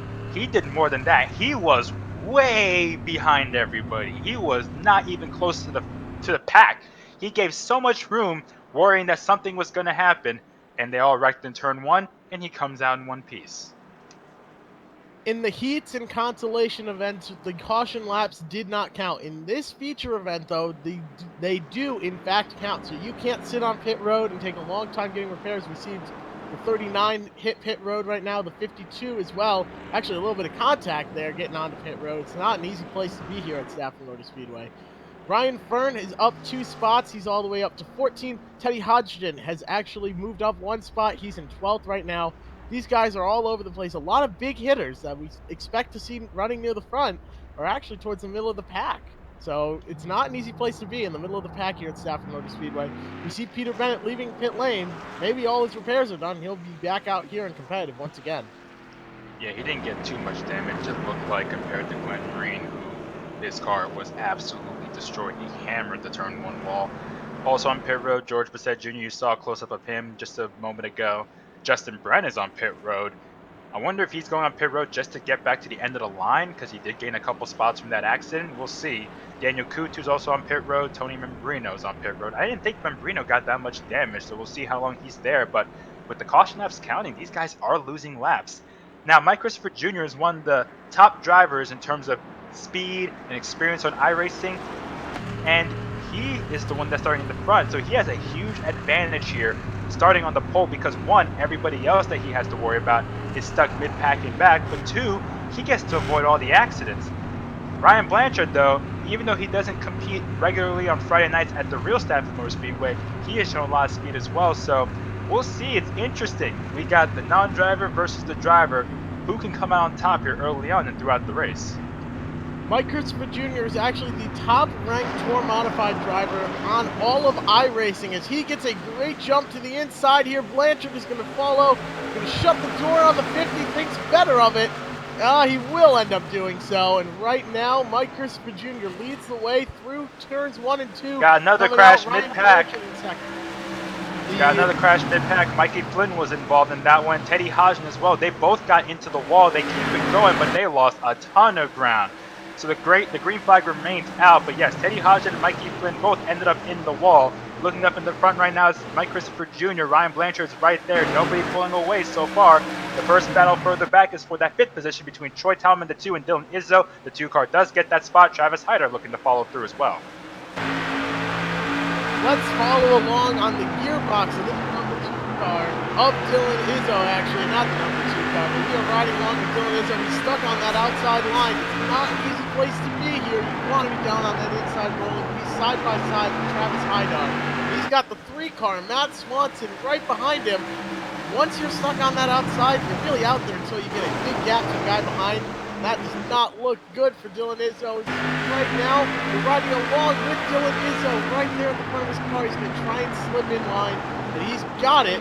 Right now, let's see if he can try and work his way back up, though. He is sitting all the way back in 8th position right now, entering turn 1. Yeah, Hyder and Izzo got together a bit off the turn 2 a couple laps ago, and Hyder actually got sideways off the corner, but kept it going and eventually took the spot. Looking up at the front right now, Ryan Blanchard still on the back bumper of Mike Christopher Jr. Matthew Kimball advancing after winning the heat race. He's a bit far back there, 7/10 behind the front 2. He's got a mirror full of Jacob Perry, who obviously has shown a lot of speed the last couple of weeks. But Jacob Perry has to be careful because he got into the 3rd place car last week. He doesn't want to repeat that and get penalties at the end of the line. We're getting word now that 2 cars so far are out of this race with Globe Motors. George Bissett Jr., the Mad Dog, he is out, and Glenn Reen is out. But Glenn says he has 32 minutes of required repairs, and then he's coming for Cory Dimatteo, as he put it.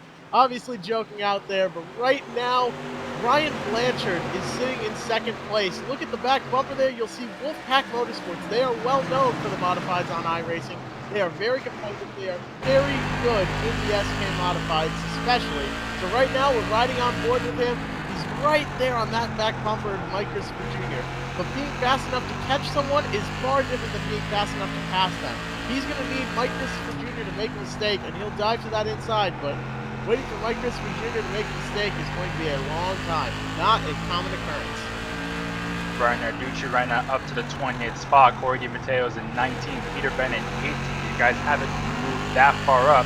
Teddy Hodgson, despite hitting the wall, he's still running just outside the top 15, so he hasn't lost too much ground.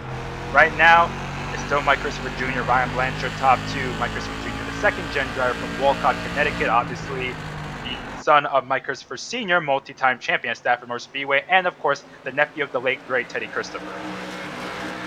He absolutely is. He had a rough season last year, but he certainly got his workouts in. There were more times than I can count that his power steering went out in his car, and I'll tell you what, these cars are very difficult to steer with power steering, so driving out there without it at all and still getting good finishes is certainly remarkable. He didn't get any wins last season, so he is more hungry than ever before once we get back to the track. But until then, I'm sure he still wants to win this race. Like we've said multiple times before, the racing here is virtual, but the emotions and the desire to win is 100% real. Right now, he's got a car length to Ryan Blanchard behind him and about half a second to Matthew Kimball in third. George Bissett Jr. and Daniel Kutu have made their way back onto the track after an extended stay on pit road, so they rejoin the field. Right now, they're all singled down with these equal setups. Passing is not going to be easy, and that's why track position is so important right now. Third on back, they're pretty bunched up right now. You're looking at the third place car of Matthew Kimball, Jacob Perry right behind them, Troy Talman.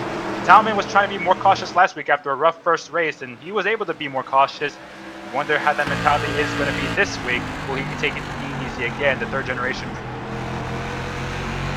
Oh, that's the American military first car, Jacob Perry, right front field complete. Lap number. Right now we are on lap 21. We are over a quarter of the way through this race. Mike Christopher Jr. has been the guy out front the entire time so far, but Ryan Blanchard has not moved at all. He's still just a car length behind. He's absolutely phenomenal. How close he's staying. He's not falling off at all, but he just can't seem to get a run on him. We're still on board there though. We're watching along. Right now, get a good look at all these cars as they go flying by. Absolutely phenomenal racing here. Lap 22 is in the books. We are over a quarter of the way through this race. Only 80 laps here. Brian Narducci almost spun out for turn 2 a couple laps ago. He was in the infield grass for a moment, but he saved it. He's in the back of a line of cars here led by Cory Dimatteo, who's running in the 16th spot. You got Peter Bennett right behind Dimatteo, Brad Bubel, Mikey Flynn, Matt Vassar, and Brian Narducci. Narducci makes the move underneath Vassar. He's going to take that 20th spot. That's a lot of heavy hitters in that group right now. They're all trying to make their way to the front, but Narducci did almost spin out a couple laps ago. He eventually saved it though and kept on going. Someone working their way through the field is Ryan Burt. He's gained 6 spots so far. He got around Kyle Johnson. Let's take a look at him. He dives in hard into turn 1. Right now coming off turn 2, taking a bit of a lower exit than most guys. He could be saving tires, expecting a long green flag run. Whatever he's doing though is working. He's gained 6 spots and he's gaining on Jeff Rocco. Yeah, Ryan Burke's been practicing a lot, as you mentioned earlier in the broadcast, and the man cannot find much luck. He was the first caution in the first race we had a couple weeks ago. He was the first caution in the race last week and the last caution. Not really of his own doing, it's just racing. He got caught in some tight situations and eventually ended up in crashes. So he's looking for some good luck here. He's been trying to get faster and faster, and he likes to brag, you know, how he's running fast. And I'll ask him, how'd you get the hacks for that? And he's like, it's not the hacks. And I'm like, okay, whatever, Ryan. But he is doing a good job right now. Right in front of him, though, we got a long line of cars from third on back. You just wonder, could Matthew Kimball be holding up the rest of that field? Because when you have a big gap in front of you and a bunch of cars right behind you, that normally means that car is holding everybody up. And you just wonder how long Jacob Perry is going to wait before he can make the move. The front of the field, Mike Christopher Jr. continues to lead. He just lap past George Bissett Jr. Right behind him in second, Ryan Blanchard does the same. Now Bissett pulls to the bottom of the racetrack, gives everybody the outside line, and they all get by him in one piece. Well, it was reported to us that he would be out of this race. Looks like that car is back running. He's currently 15 laps down than 39 is. Further towards the back, though, is Brian Narducci. A couple laps ago, he gave that front bumper to Mikey Flynn and got him all out of shape. Flynn managed to save it, but the Slim Reaper Matt Vassar also got around. That Hummel hot dog machine started in 10th. He's all the way back to 20th after pitting earlier. So an interesting call, but he was playing better safe than sorry. Now we are on a long green flag run. We are 30 laps into this race, just 50 more to go here in Stafford Speedway. Boy, a close call right behind the top 10. Teddy Hodgson and Marcello Rufano got together off of turn 4, battling for that 13th position. They kept it straight, though. Looks like Hodgson got sideways off the corner. We got a crash behind him in turn 1. Trying to see who that is, but it does bring out the yellow. A couple cars involved. Yes, Brad Bubella and Narducci. Bubella and Narducci have crashed in turn 2, and that will bring out the yellow for just the second time today. Oh, I think Race Control might have something to say about that one. Brian Narducci took it all the way to the bottom. But let's take a look at this replay here. Narducci all the way back. He was involved earlier. Took an EOL willingly. Goes down to the bottom and just catches the left rear of the 21 and sends him around. No damage for either car, but some hurt feelings, I'm sure. Yeah, and Race Control has sent Brian Narducci to the back after that incident. He will be at the end of the line for the next restart. Yeah, he was just slowly working his way up to the top 15. Now he's got to start all over towards the back. He's heading to pit road right now. Another car is in the pits with Narducci. As we completed 30 laps, a very long run. That was over 20 laps there, and it was interesting to see if the tires would wear out and if the cars would handle differently because they haven't really had much opportunity to run a long green flag run. Brian Narducci was in this pit stall for a second. Now he makes his way back out. Can't make tire changes anyways. Brad Bubell also makes his way out. They're both just trying to fix their damage. It looked like those two didn't really get much damage to begin with, so they should be okay and be able to move on. These drivers out here theoretically could make the entire race on the same set of tires because fuel is not an issue at all as well. They have enough fuel to make it 100 laps, even more than 100 laps. So 80 laps is easily possible here. Right now, let's take a look at the lap times here of Mike Christopher Jr., and you'll see that they haven't fallen off all that much at all. His fastest lap was an 18.783, and his last lap was a 19.181. About 0.3, give or take, difference from how he started the race at his fastest lap. Honestly, he's not losing too much time, and not pitting and staying out isn't going to hurt him too much at all. Now, for those who are tuning in, we ask that you please subscribe to our YouTube channel. We've had a lot of content over the off season, a lot of great content from interviews to podcasts. There's the lap time comparisons right now, and it seems like Mike Christopher Jr. has had the slight edge on Blanchard, but it's not by much. That's why they stayed nose to tail for that whole entire run. But if you're watching right now, subscribe to Stafford Speedway's YouTube channel. A lot of content during the off season. We talked to multiple drivers about special moments, big moments in Stafford history. We had a Bottom Shot podcast. We've had several episodes of that, talking to guys like Keith Rocco, Woody Pitcat, Mike Christopher Sr. So tune in, subscribe, and let me ask you this. We just had a chance to talk with Scott Tapley, the race official for Stafford, the race director, I should say. If we had another virtual Bottom Shot podcast guest, who would you want to be the guest for the next virtual Bottom Shot podcast? Tell us in the chat. Who would you want to see get interviewed next? We've talked to several people already. We've talked to Lisa Root, who helps run the track. Very different perspective. But subscribe nonetheless and tell us who you want to see in the Bottom Shot podcast. Meanwhile, we're getting under green right now as Mike Christopher Jr. gets the start as we complete 36 laps. Blanchard files in the second spot. The first battles for third between Kimball and Jacob Perry. Right now they are side by side. Oh, Cory Dimatteo spun the back of the pack and he collected another car in Daniel Kutu. Dimatteo, one of the dominant cars last week, gets it going. So does Kutu. No yellow as a result. They stay under green. Green flag stays out. You see some slicing and dicing throughout the field. Ryan Fern has a car to his inside. Now Fern gets all up out of shape. A caution is out. Let's see where that wreck was. Try and see where that happened. I don't know. There was a puff of smoke in turn 3, but I didn't see anything that happened over there. The incident that happened in turn 1 was between Cory Dimatteo and Daniel Kutu, but that did not bring out the yellow. But nonetheless, the field will get stacked up again for another restart. I don't think we should take a look at that replay there. Cory Dimatteo has been removed by race control. He is sent to the pits right now after causing that caution intentionally. So right now we are back under yellow. We're going to get this thing rolling again here soon. We're just under halfway. We're going to take halfway under yellow. One thing I do want to point out, though, is that green-white checkers here tonight are working. There was an issue with iRacing the past couple weeks where we couldn't have green-white checkers as well as heat races and consolation events. We chose to have heat races in Conti so that we could choose our field and have them race their way in. So right now, though, that issue is resolved. There will be green-white checkers here tonight if we need them, which hopefully we don't. We can end this race under green, but we have up to 3 attempts at a green-white checkered. In the meantime, though, let us thank our sponsors again. All Phases Renovations is the official sponsor of tonight's event. They have a purse of $250.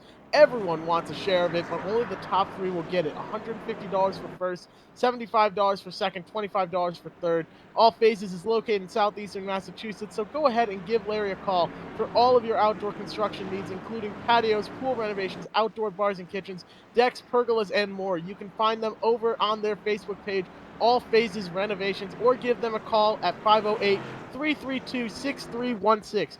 Go to their Facebook page, though, check out some of their work, and give them a like. Another fun fact, Larry is the owner of Matt Swanson's Tri-Track car. Matt Swanson right now is sitting in 8th trying to work his way up through the field. Thank you to some of our other sponsors, though, including Napa Auto Parts. They are open during this coronavirus pandemic, making sure you can keep your car running and anything else you need. They are the sponsor for our Spring Sizzler, which has been moved to May 30th and May 31st, which is going to have 8 divisions of racing, including the NASCAR Wheel and Modified Tour. Some of our other sponsors, though, Dunleavy Truck and Trailer Repair, Midstate Site Development, Call Before You Dig, Lincoln Technical Institute, Spark Virtual Reality, who are fielding Joseph Eiler in this race, who was involved in an earlier incident but is currently running 15th, right in front of Matt Vassar in that number 11 machine. And finally, Maybury Material Handling. Thank you to all of our sponsors that help us out. Make sure to support our sponsors because they support us. Without them, we would not be able to do what we love to do, which is watch race cars go fast on Friday night.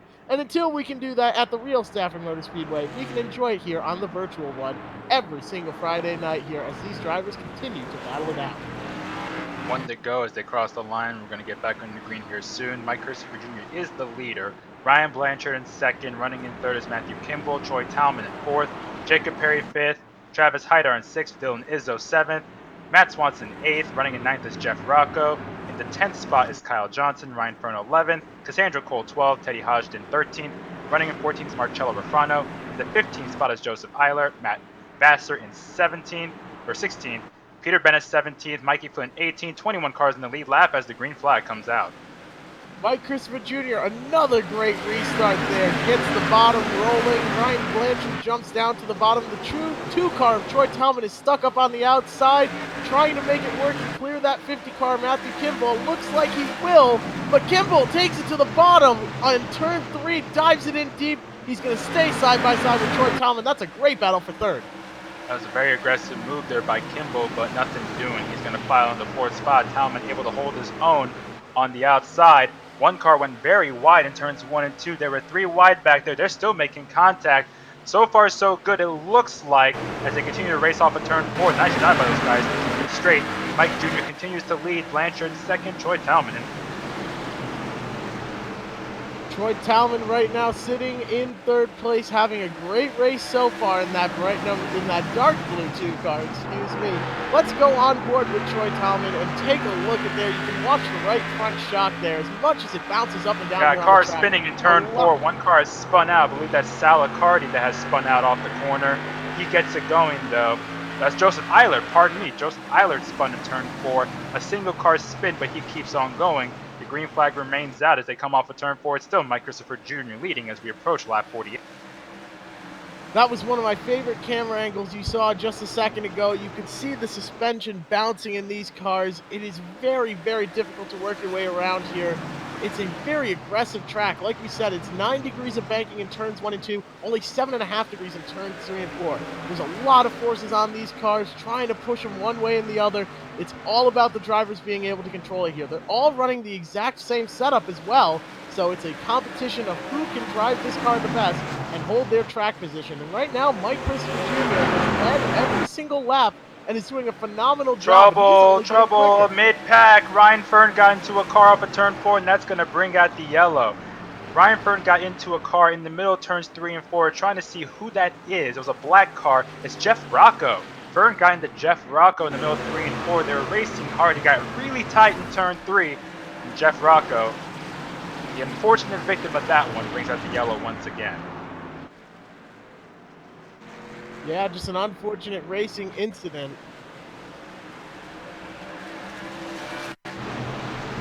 We're entering turn 3. Ryan Fern was looking to the inside of Jeff Rocco, battling for position. It got really tight entering that corner. Fern kept it in there, and they made a little bit of contact. Rocco tried to save it, and I think him blinking kind of saved multiple other cars from getting involved in that one. I think one car might have gotten a slight piece of it, but it could have been a whole lot worse. Rocco stays in the pits right now trying to get his car repaired. Ryan Fern has been given a penalty to the end of the line.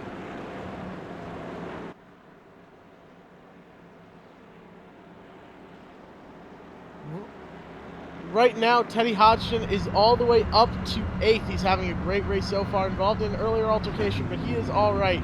Another guy having a good race so far is the Slim Reaper, Matt Vassar. I said in the last week event that he was running out of the rent-a-race car shop. That is no longer the case. He's not out of their shop anymore. But the rent-a-race car shop, let me tell you what, if you feel yourself wanting to drive one of these race cars and you sit in the stands thinking, oh, I could do it, I could drive one of these street stocks, go ahead and find them over on Facebook. Gary Spinato is the guy in charge there. That whole team does a phenomenal job, and it gives you the opportunity to get behind the wheel of an actual race car and race in an event at Stafford Motor Speedway. You'll do all the practices, you'll do the heat races, you'll race in the feature event in an actual street stock car. You'll see the 94 out there, Chris Danielchuk, week in and week out. They call him Mayor McCheese. He's in the McDonald's fire suit if you see him down there in the paddock. But if you want to get involved in that and want to drive one of those cars, it's pretty affordable, and it's going to be an awesome time. I can guarantee it. You will be an actual NASCAR race driver, and you'll be entered into the race. Your name and everything else, you will get to drive in an event. It is a phenomenal program. That is Rent a Race Car over on Facebook if you want to try it out. If you don't want to drive and you want to just ride along, there's a 2-seater modified. I'm sure that will be back up and running this year. But absolutely phenomenal programs to get involved at Stafford Motor Speedway. There's other programs to drive as well. The Rusty Wallace Driving Experience comes in. They are third party, but they do a phenomenal job. I've driven in that before. It is an amazing time. You get to drive actual race cars. So if you are feeling the need for speed, there are plenty of opportunities at Stafford Motor Speedway to get involved. So go and check them out. All of this information and more is available on the Stafford Motor Speedway website, so be sure to check that out. We're also on social media. Be sure to follow us there and subscribe here on YouTube where you are watching. One guy you got to keep an eye on right now is starting in that 8th spot outside of row 4. That's Teddy Hodgson. He's gotten into a couple incidents, but he's made his way up to 8th. He's made his way in the top 10 after starting back in 13th. He's one of those guys you got to wonder how much damage that car has, but it doesn't seem like it's affecting him that much because he's able to slowly work his way up front like what Narducci did last week. Getting ready for the restart though, they're doubled up right now. Mike Christopher Jr. is blinking a little bit.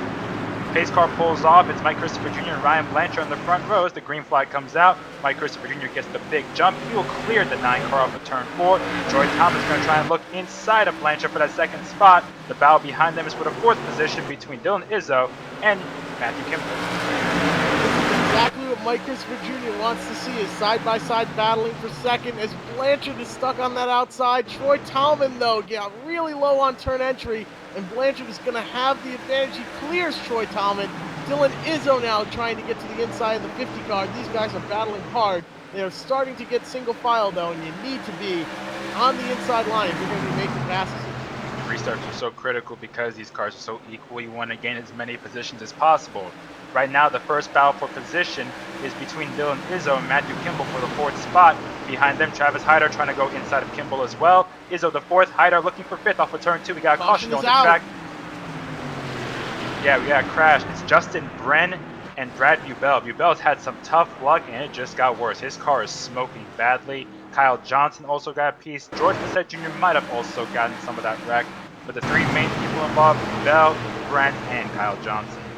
The wreck actually started a little bit further up with the Slim Reaper. Matt Vassar just got into the 88 a little bit. That caused all sorts of checkups. And man, a lot of cars involved there. The 88 took a lot of damage, quite a few hits. So Mikey Flynn, though, managed to snake his way through and did a fantastic job avoiding all that carnage. Yeah, let's ride along nowhere to with go. Yeah, nowhere to go. I mean, that happened right in front of him, and it happened so fast. And it's just tough luck for him, man. He's had an up and down couple of days. He would show a lot of strength, and then he gets stuck in the middle of the pack and gets involved in a wreck. So it looks like his night might be done. Looks like Johnson's night might be done. You're riding on board of Johnson right now as Vassar climbs up the left front tire. He gets hit from the driver's side door. Cassandra Cole just getting by. Doesn't look like she got too much damage. But cautions breed cautions, Jeff, and looks like Matt Vassar's going to the back of the field. That he is. Race control has given him an end-of-the-line penalty. He will be restarting from the rear. Take a look, though, at that 10th position, and you will find Mikey Flynn. He raced his way in after having some bad luck these past couple weeks, and he's looking to make an impact. Do not sleep on that Hamden Engineering car. They have had some rough luck in real life and on iRacing. This team got beat down quite a few times. They almost had their first SK Light win on multiple occasions, and finally at the end of the season it just never ended up working out. And instead of just saying, oh, we'll come back next season and it'll be fine, they took it to the next level and said, we're not rebuilding another SK Light motor, we're going up to the SK Modifieds and racing with the big guys. Mikey Flynn is going to be driving in the SK Modifieds next year.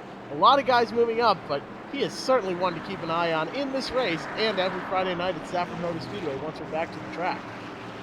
I asked Mikey Flynn actually how he feels, because some people may doubt if he's ready for the SK mods, because even though he came so close a couple times, he did not win an SK Light race despite 2 seasons there full time. He just simply told me, gotta prove him wrong. He thinks he's ready for it and he's excited to try the SK modifier. The whole team behind him is incredibly hardworking. Not that any other team isn't, but these guys take it to the next level. Absolutely phenomenal work by them. The amount of work that they put in just was unbelievable compared to everyone else this year. They had a lot to do, and they always got it done. Right now, though, jumping up to the SK Modifieds, that's big. And at Stafford Motor Speedway, that is the toughest division. The lights are out on the pace car, though. Mikey Flynn will be restarting in 10th. Teddy Hodgson, though, is up to 7th. You cannot sleep on him at all. But Mike Christopher Jr., like I mentioned earlier, he is the top-ranked Tour Modified driver on all of iRacing. For the NASCAR Wheel and Tour Modifieds, he is the best of all of them right now. He was the best last season as well. So right now, he's leading the way. Pace car dives off. Ryan Blanchard still there in second. Mike Christopher Jr. controls this restart. He goes early. Troy Tallman follows him, and he gets to the inside of Ryan Blanchard. Right now, they're side by side for second, and Dylan Izzo is looking to jump into the party.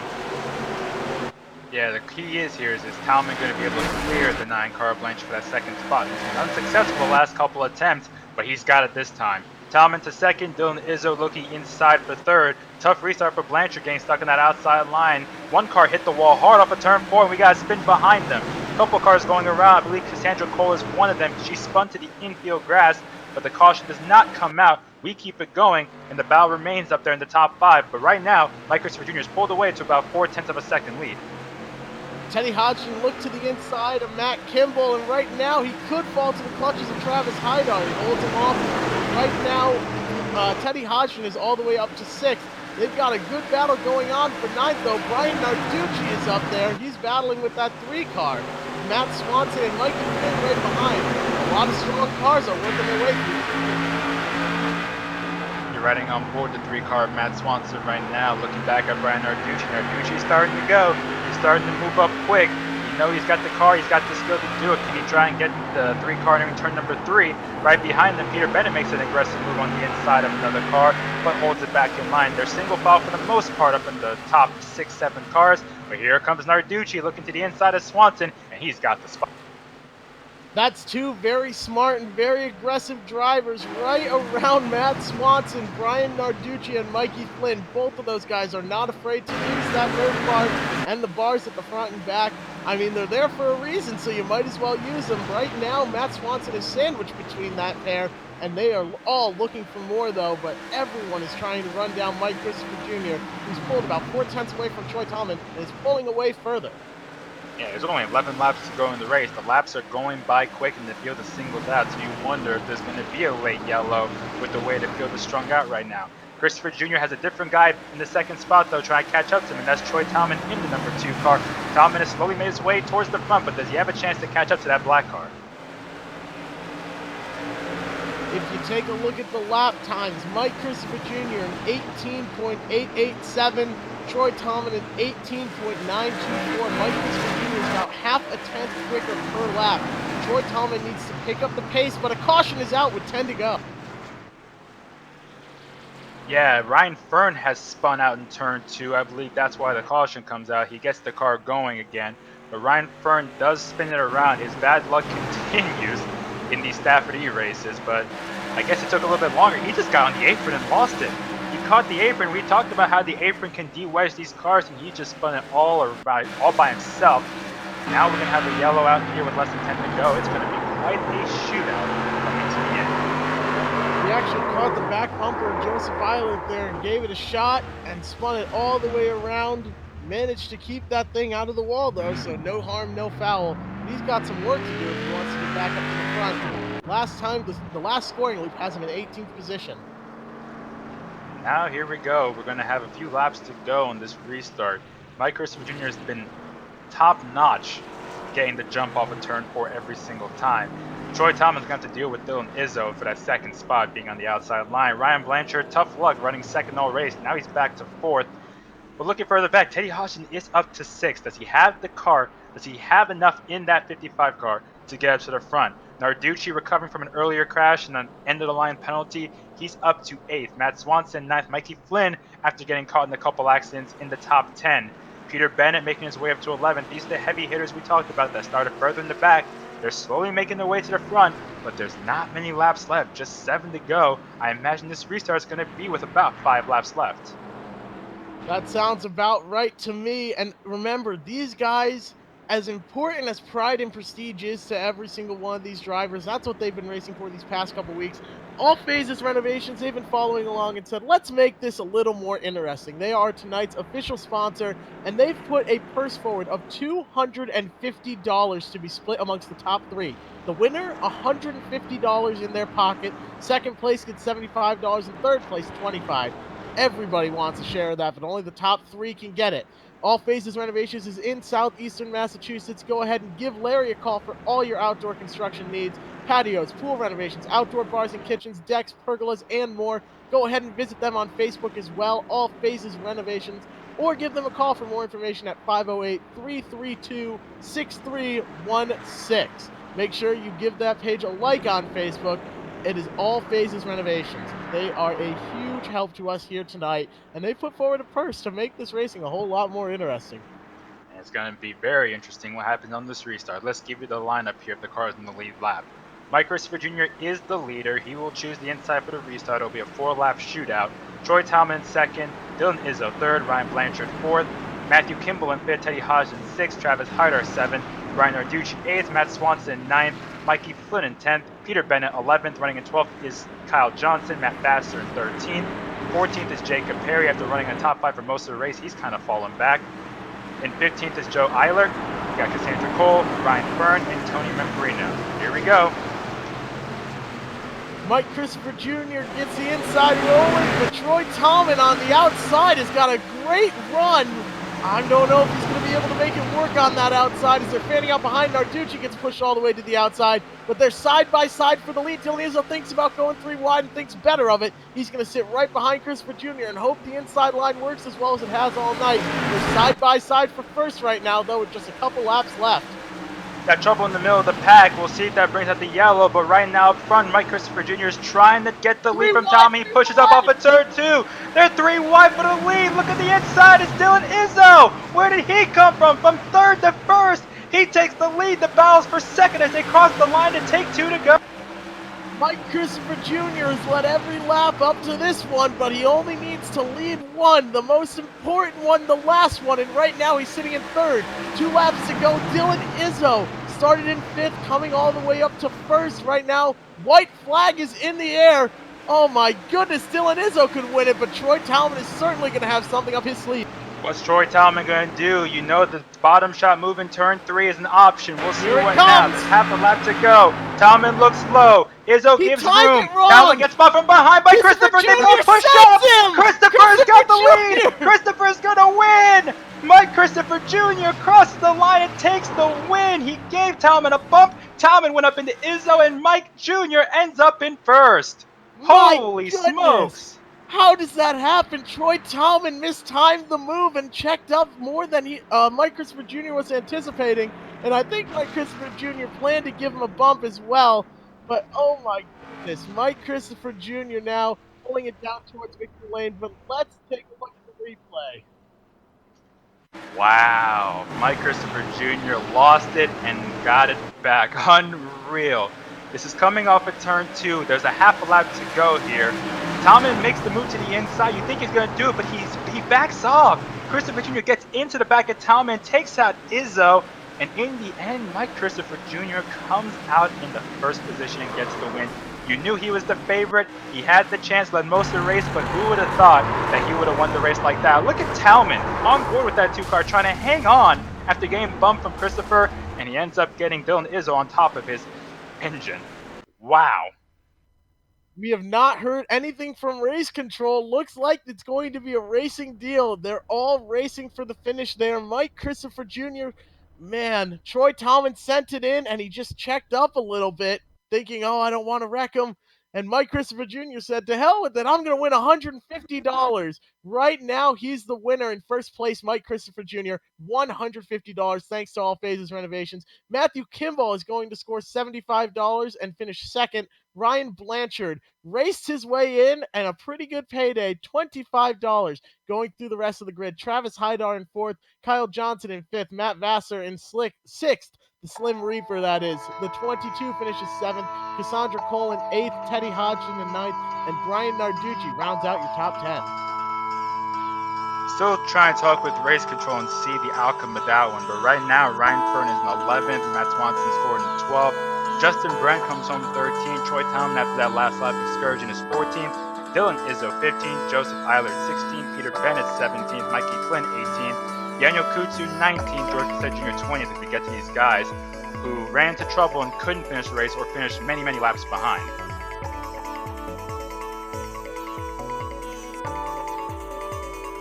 Running in 21st at the end, Brad Bubell, Tony Membrino 22nd, Marcello Rufano 23rd, Jeff Rocco 24th, Cory Dimatteo 25th, and Glenn Marine 26th. But we just got word, Jeff.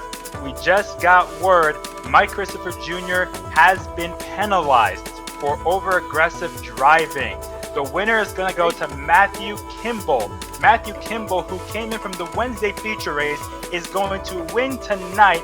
Mike Jr. has been disqualified. He's going to finish the back of the lead lap cars. Wow. Matthew Kimball is the winner. Matthew Kimball is officially your winner, but let's go to a break here as we get this all sorted out. Be sure to stay. We're going to get the story on the...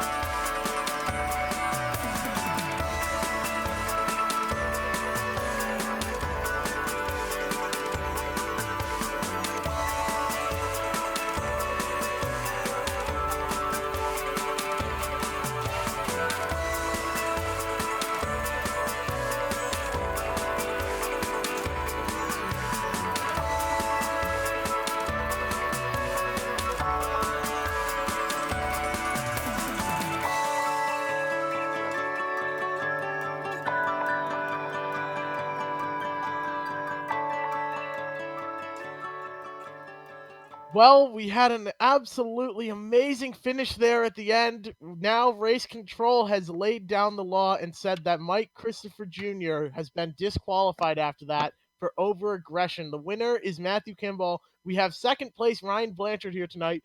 Ryan, you raced your way in from Wednesday night. You ran second most of the night. What were you thinking there as you were getting ready to race your way into this event all the way at the beginning? Were you expecting it to go this well?